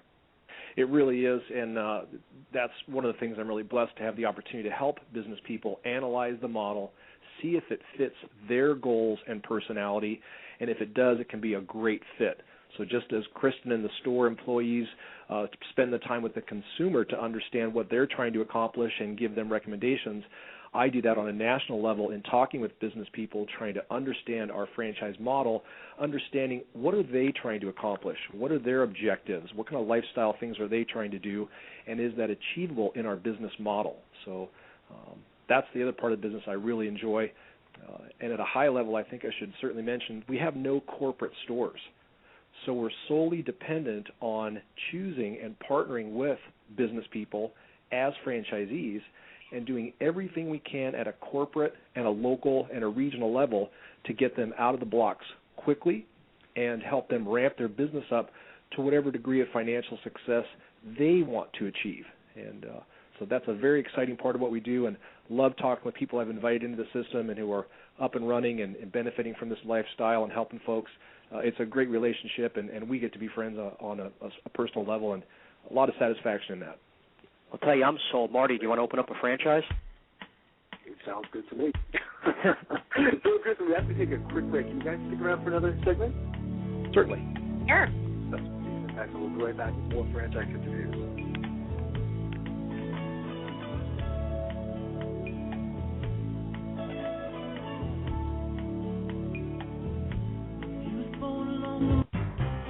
Franchise Interviews. For over 2 years now, Franchise Interviews has been giving you an up-close, behind-the-scenes look at franchising and entrepreneurship. Through our website, franchiseinterviews.com, where you can hear and read interviews as well as get tips from some of the most successful sources in franchising. And our weekly franchise radio show, where each week you get to hear a new interview with franchisors, franchisees, franchise authors, experts, and attorneys. And our free franchise newsletter, which is a must-read for anyone looking to buy a franchise. And don't forget to listen to our podcast, Great Quotes in Franchising. For more information, go to franchiseinterviews.com or call us at 610-905-2919. That's 610-905-2919.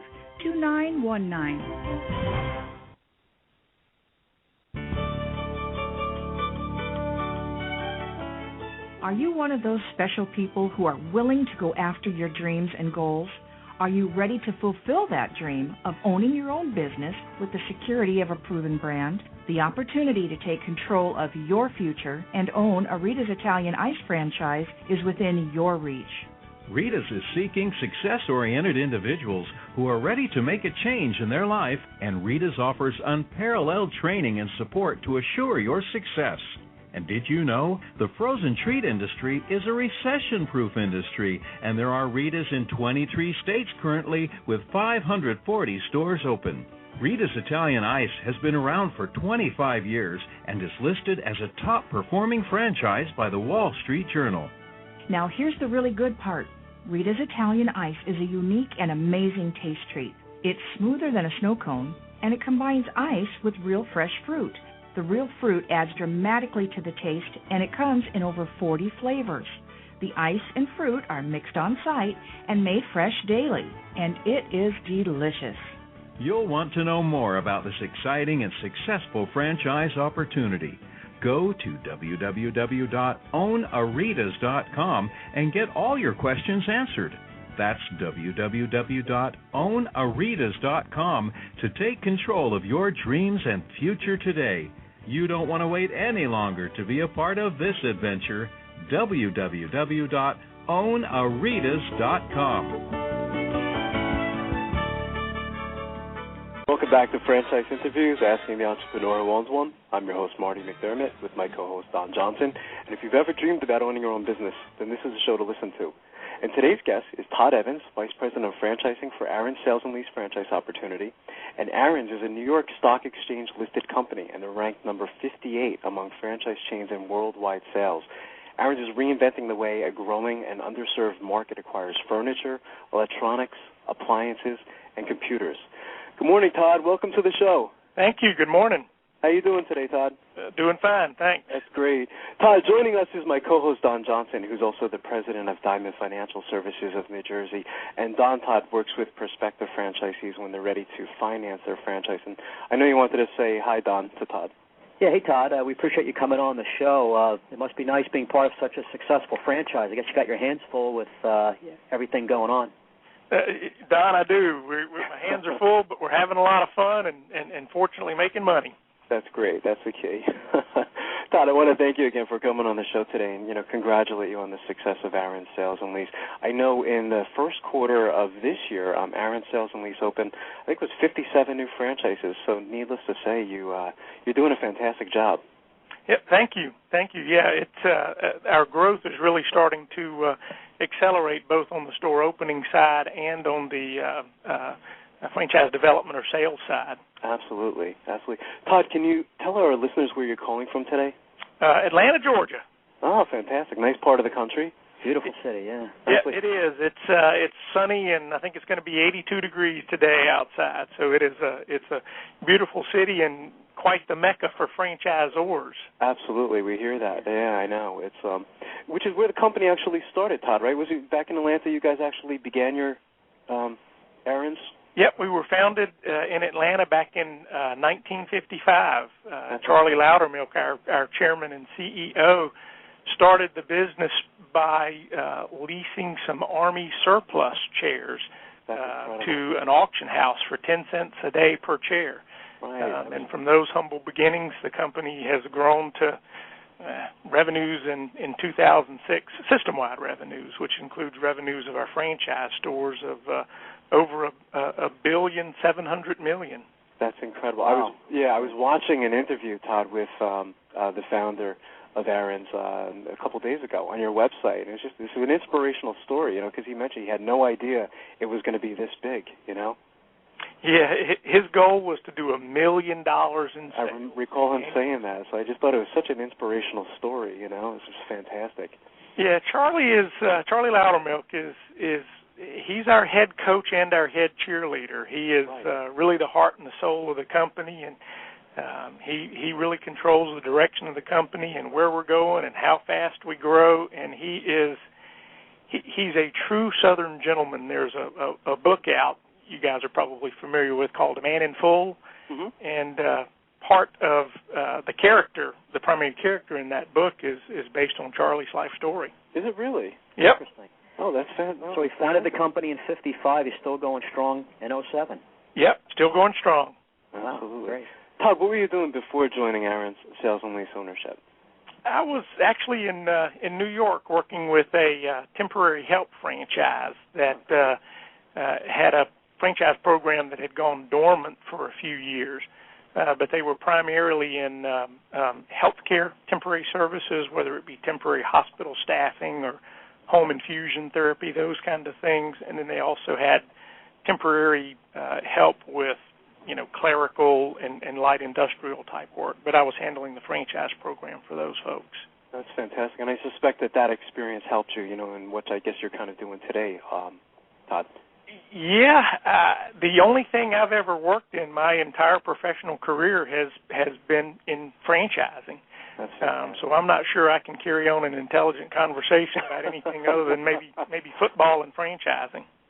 Don and I feel the same way sometimes, right, Don? Definitely.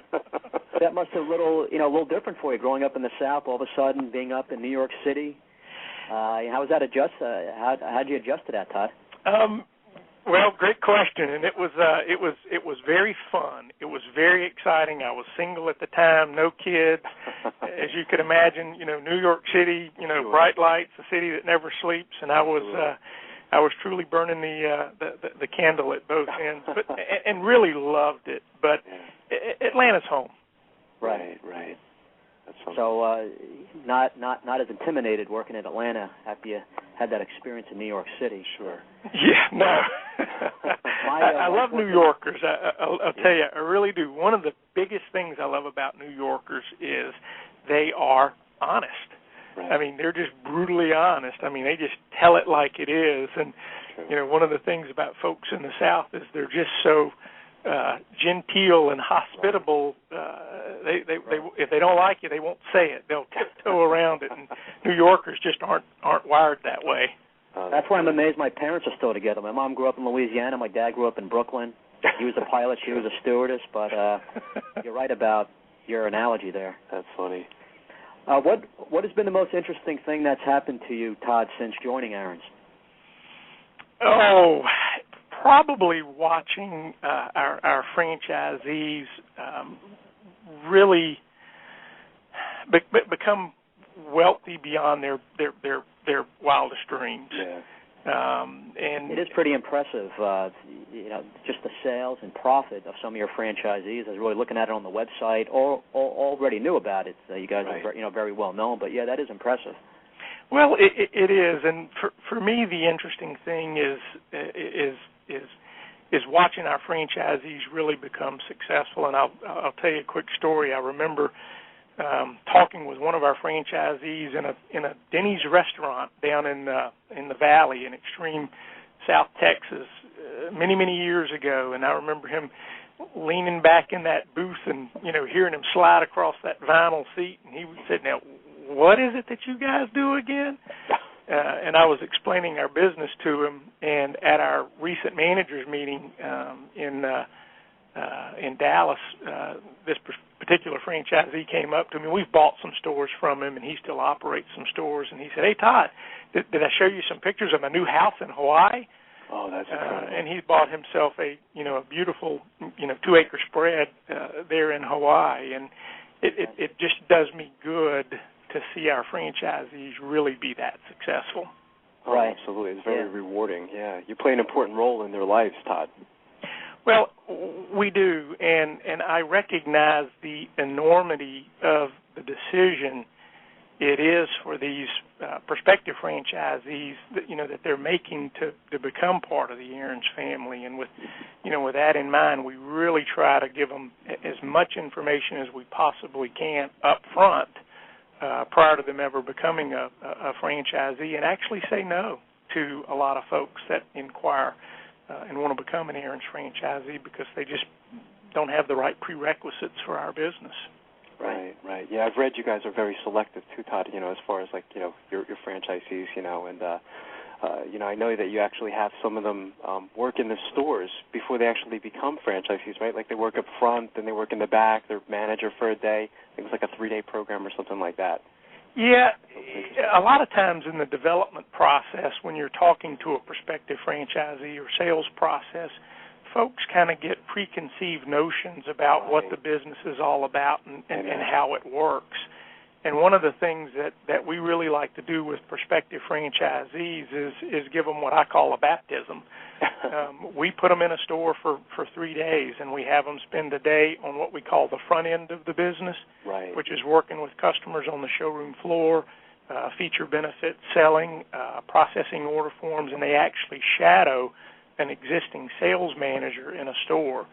The second day we have them spend in the non-renewals office, which is the office in our stores where we call customers that are past due, that haven't come in and renewed their lease agreements. And then the third day we have them shadow a general manager who is kind of responsible for the overall operations of the store. And at the end of those 3 days, we have prospective franchisees come up and say, I love this business, I'm very excited about moving forward. We have others come up to us and go, this is nothing like I thought, and I don't have any interest in doing this. And thank God they discovered that prior to becoming a franchisee. So that's a great program that we have. Absolutely, I think, yeah. Yeah, that's a great idea. It really is. Saves both sides just a lot of time and ultimately money. How would you describe, Todd, the Aaron Sales and Lease ownership franchise opportunity? Well, I guess you would expect me to say this.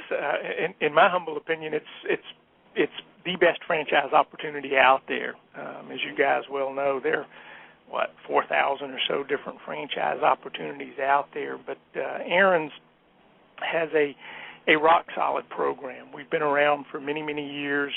We operate a lot of company stores, so there's really nothing that happens in a store that we can't talk to you about.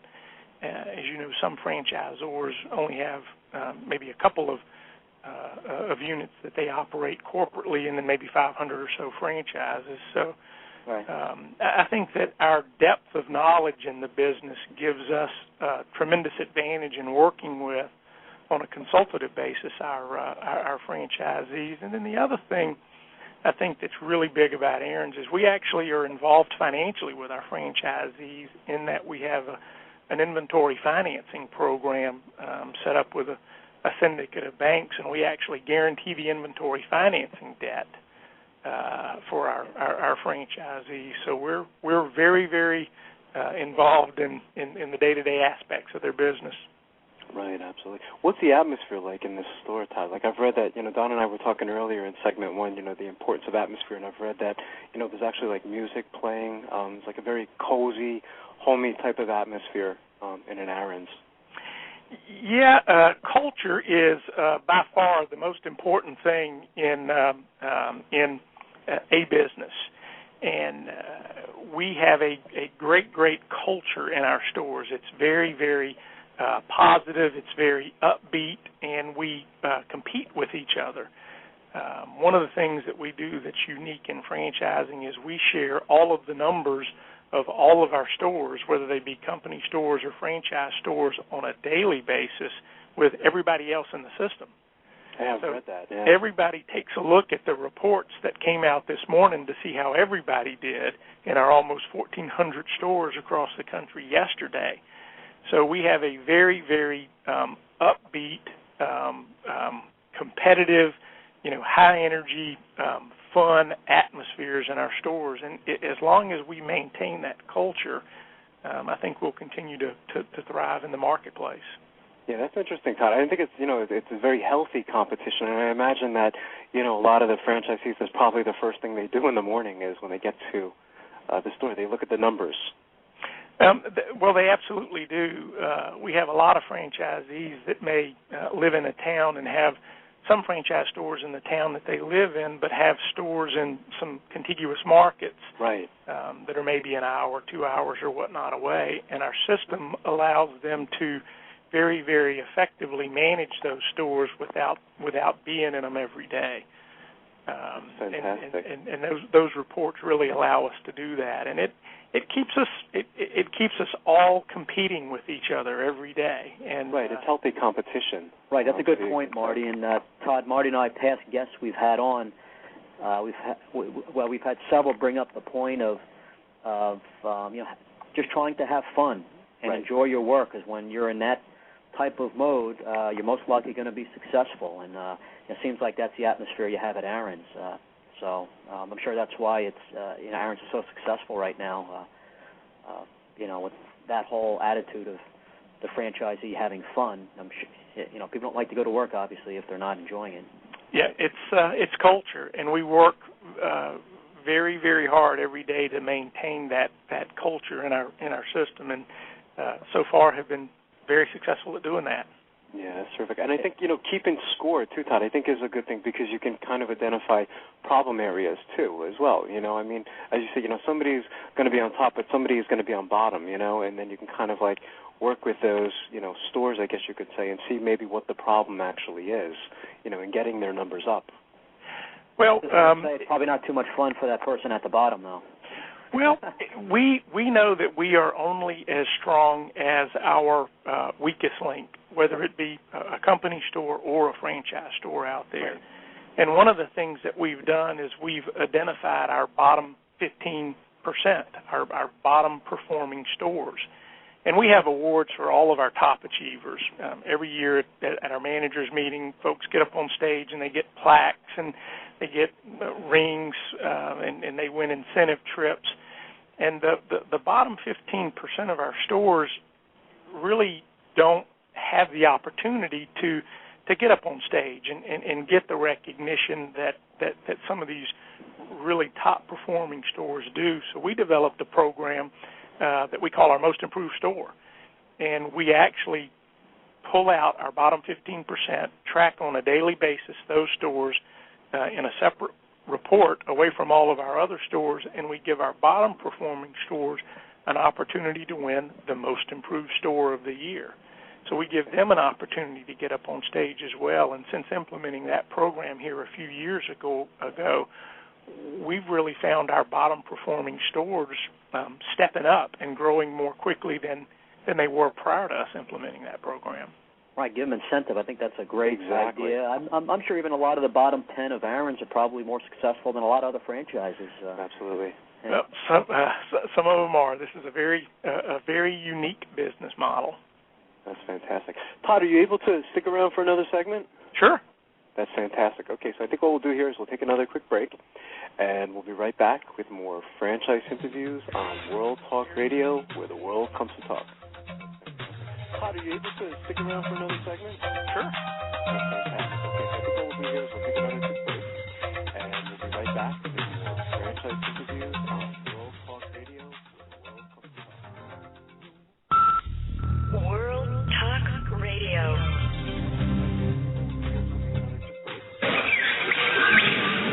Good day, mate.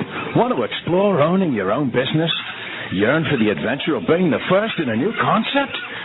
You'll go positively ape over a Jungle Quest franchise. Beyond bouncing balls and inflatables, it's an indoor rock climbing and challenge course for kids.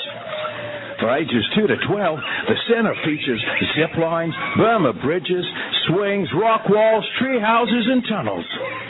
For 12 years, Jungle Quest has served 30,000 explorers with drop-ins and birthday parties, field trips, and camps. Now available as a franchise. Go to junglequest.net for more information. That's junglequest.net.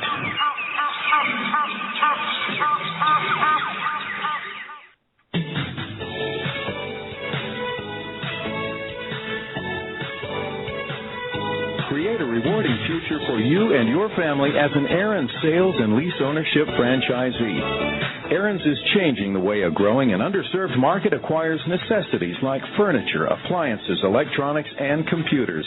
The Aaron's franchise opportunity offers today's entrepreneurs potential for profits and growth. Aaron's Sales and Lease Ownership is a division of Aaron's Rents Incorporated, a New York Stock Exchange-listed company with more than 50 years of enviable results. Aaron's is ranked number 1 in its category by Entrepreneur Magazine and 58th among franchise chains in worldwide sales by Franchise Times Magazine. Aaron's provides site selection assistance, comprehensive training, and traffic building marketing programs. Additionally, as a franchisee, you'll benefit from their national reputation, industry experience, operating systems, and manufacturing and distribution methods. For more information on the Aaron's franchise opportunity, call 1-800-551-6015. That's 1-800-551-6015. Or go to aaronsfranchise.com. That's AARONS franchise.com.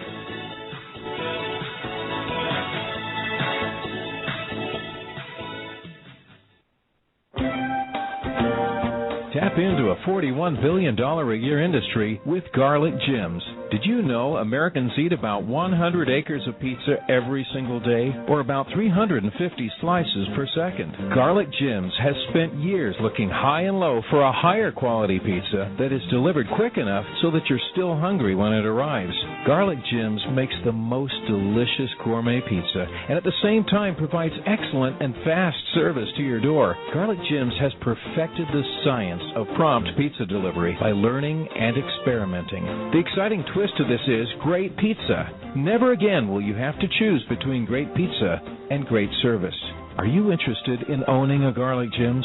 We're currently accepting applications to participate in our exciting world of gourmet pizza delivery and carryout. Talk to us and find out how we sold nearly 100 franchises in 6 states in our first 2.5 years of operation. To get started right away, go to www.garlicgems.com. That's www.garlicgems.com. Or call us 425-918-1900. That's 425-918-1900. Garlic Gems. World Talk Radio. Rising up, back on the street, did my time, took my chances. Hi, everyone, and welcome back to Franchise Interviews, Asking the Entrepreneur Who Owns One. I'm your host, Marty McDermott, with my co-host, Don Johnson. And if you've ever dreamed about owning your own business, then this is the show to listen to. And today's guest is Todd Evans, Vice President of Franchising for Aaron's Sales and Lease Franchise Opportunity. And Aaron's is a New York Stock Exchange-listed company and ranked number 58 among franchise chains in worldwide sales. And Aaron's is reinventing the way a growing and underserved market acquires furniture, electronics, appliances, and computers. And Don, I think I was up. Todd, one of the most important things in business, I guess, is a competitive advantage. What are Aaron's competitive advantages? Well, I think we have 3 big competitive advantages at the unit level, at the store level. Mm-hmm. One, our stores are about 2/3 larger than our primary competitors' stores out there. Which means we carry a larger selection of merchandise. We just have more big-ticket consumer durable goods to choose from than our competitors do. So selection, I think, is hugely important in the Aaron's program. The second advantage that we have is price. The final cost to acquire ownership of a product at Aaron's is about 1/3 less than the final cost of ownership through our competitors. And then the third big advantage that we have is we have what we call a kinder, gentler back end. We have a program that works with customers who, for whatever reason, fall behind on their payment plans, and we're not very, very quick to go out there and pick that merchandise up. If the customer's intent is to acquire ownership of that product, we want to do everything in our power to ensure that they do just that. So I think those are the 3 big competitive advantages that we have over our competitors at the unit level.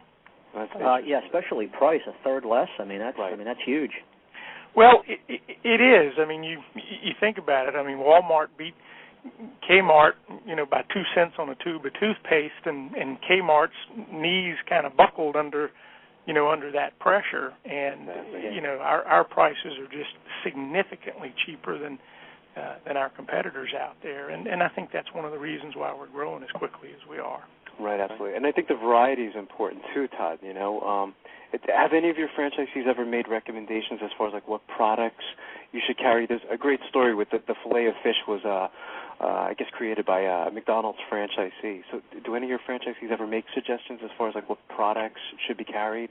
They do. We have 452 franchise stores open at this hour, and we have a program called the Aaron's Management Team, and we meet basically 3 times a year with some of our company operational VPs and 8 of our top performing franchisees, and we all come together and sit down for a day and shut the door and debate various issues out there, such as pricing, product selection, ways that we can improve our stores and make more money or save more money. So our franchisees are very, very involved in the strategic direction that we're moving the company in. That's interesting. Yeah. What are the advantages, Todd, and disadvantages of a franchise or operating company? Well, I guess the biggest advantage, and I alluded to this a little bit earlier, is we have a lot of company stores out there. At this hour, we have 876 company stores open. So one of the things that we know extremely well is how to run these stores. Right. So if a franchisee calls with a question about anything, odds are we've already been down that road. Right. We've probably already made some of those mistakes.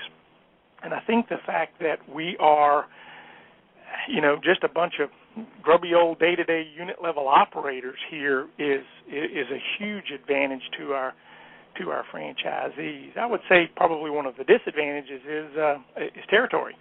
You can't always get the territory you want because we have company stores in that market, or we have designated company stores for that market. But I think the biggest advantage is the exit strategy.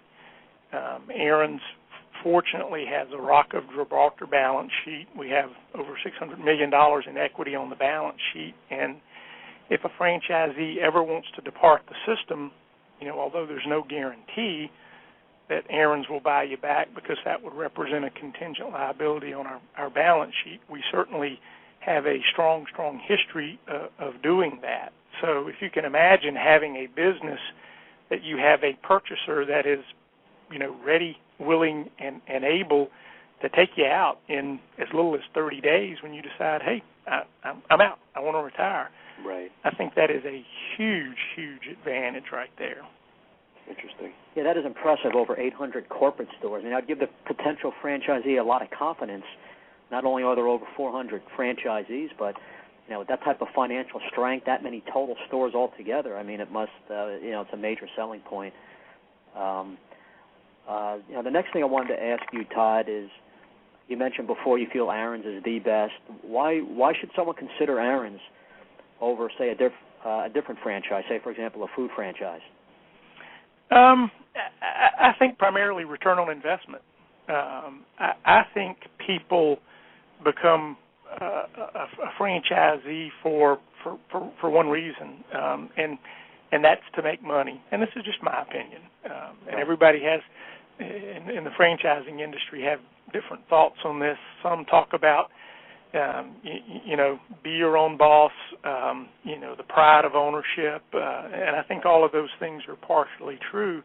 But I think ultimately, at the end of the day, people want to get a return on their effort. They want to work hard, and they want to get a return on that. And if you just take a look at the return on investment with an Aaron's franchise, the numbers are very, very strong. Right.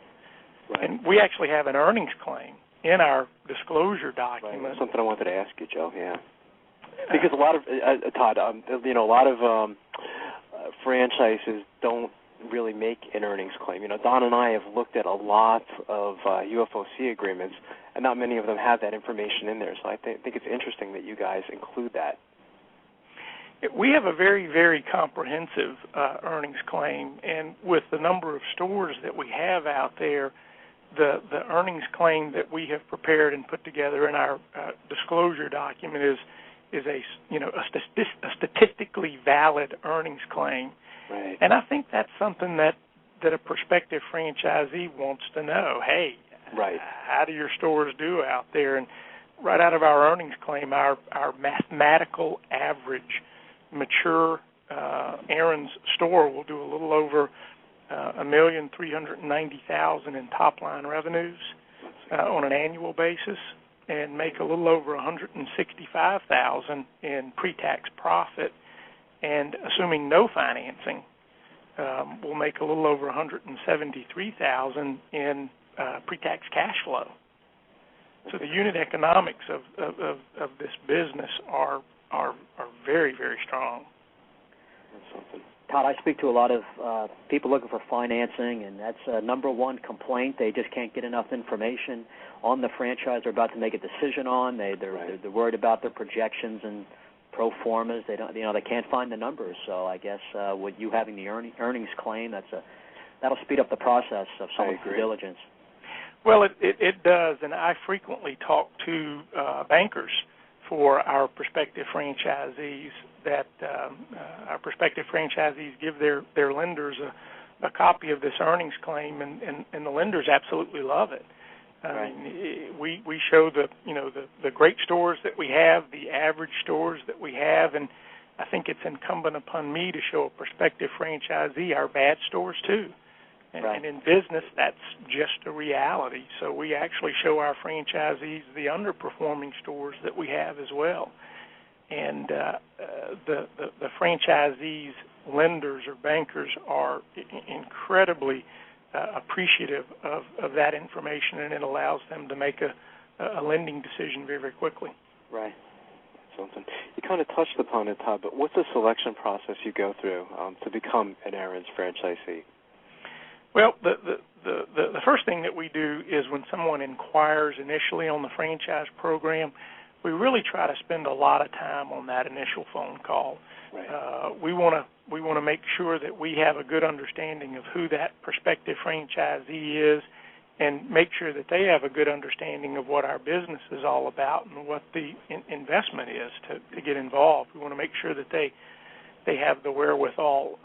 Assuming that they do, the next step is they come into Atlanta for what we call a discovery day or an orientation, and that's a day-long presentation on all the subtleties and soups and nuts and everything about our franchise program and how it works and how the business works. We give them a disclosure document at that time and send them back to their market with what we call a long profile, which is basically full financial disclosure, which they complete and return back to us. Assuming that information checks out, we do a complete background check, checking for suits, judgments, tax liens, all of that stuff. Right. And then we try to coordinate that 3-day baptism I talked about earlier in the stores. Right.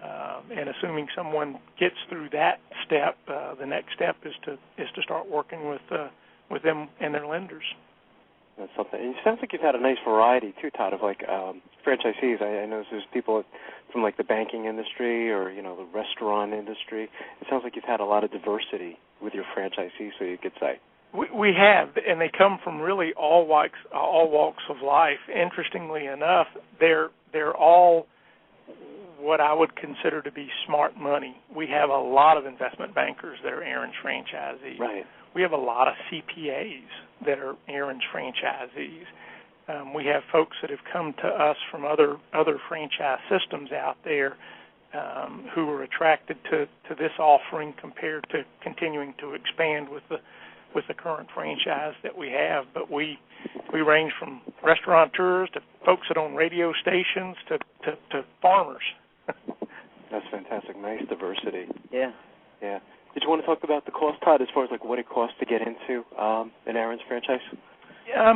Yeah, a prospective franchisee to qualify for a single unit would need to have minimally $350,000 in liquidity, and that would be cash set aside, free and clear, for the opening and the operation of that one unit.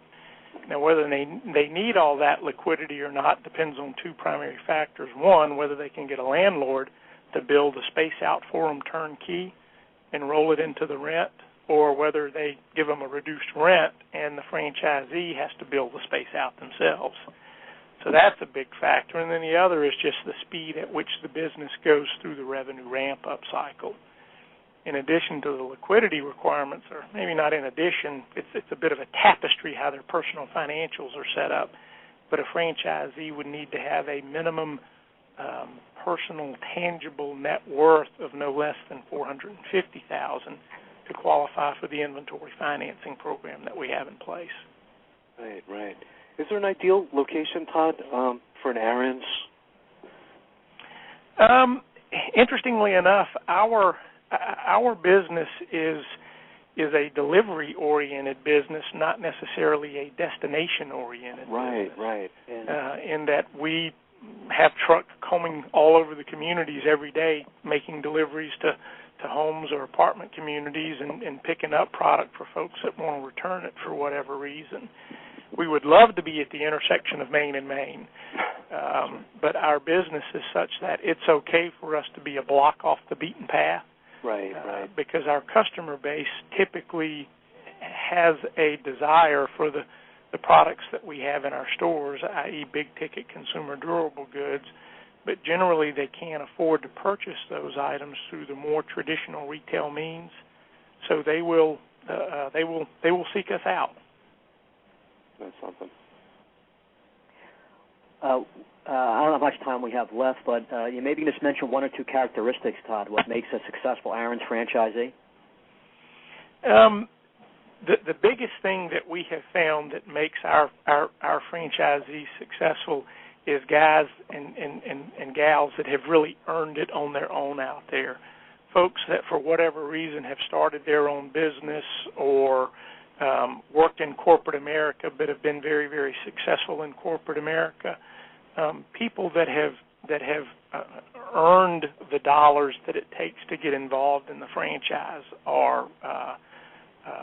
is a big characteristic that we look for, and the other is the ability to follow the system. Our recipe for operating the stores is rote. As you can imagine, with all the stores that we have out there, it's pretty well documented. So we really want franchisees that are going to follow the recipe, that are going to stick to the program and passionately execute it. And they've had a proven track record of success already. That's interesting. Yeah, they have. And, I'll give you a quick example of that. Back when the .com deal was so big and it burst out there were a lot of very bright, young, intelligent, wealthy kids that were inquiring on the Aaron's franchise program. Right. And we said no to a lot of those guys because to be successful at Aaron's, you need to know how to collect dollars on the south side of the railroad tracks. And those guys made their money in the womb of corporate America, sitting in a cubicle cranking code, and they just didn't have the prerequisites to be successful in our program. So a guy who's earned it out there is what we're looking for. Put in the time, yeah. So, Todd, we have about 20 seconds. What's the best way to get in touch with you or get more information on Aaron's? There are two ways. You can call 800-551-6015, or you could visit our website at aaronsfranchise.com. And I want to thank you, Todd. You've been a fantastic guest, and we're going to have you back because I think there's still more to talk about. I think you guys got a fantastic franchise opportunity. All right, Marty, Don, thank you guys very much. Thanks, Todd. You have a great day today. Thank you. Take care, Todd. Thank you again. It's an interesting franchise concept, huh, Don? Yeah, I mean, it's just amazing. Out of all the people we've had on so far, I think this is think, one of the largest franchises, and I think it is. And a lot of their franchisees are so successful. It's you talked about the earnings claim. A lot of people making money with Aaron's, and absolutely, still a lot of room for growth. They got 422. Well, I guess a total of over 1,000 between their corporate stores. But right. Fantastic. We'll have to have him back because there's still more I want to talk about with him. But it was a great show. Definitely. So you did a great job again, Don. And next week we have, I think it's was it Badass Coffee next?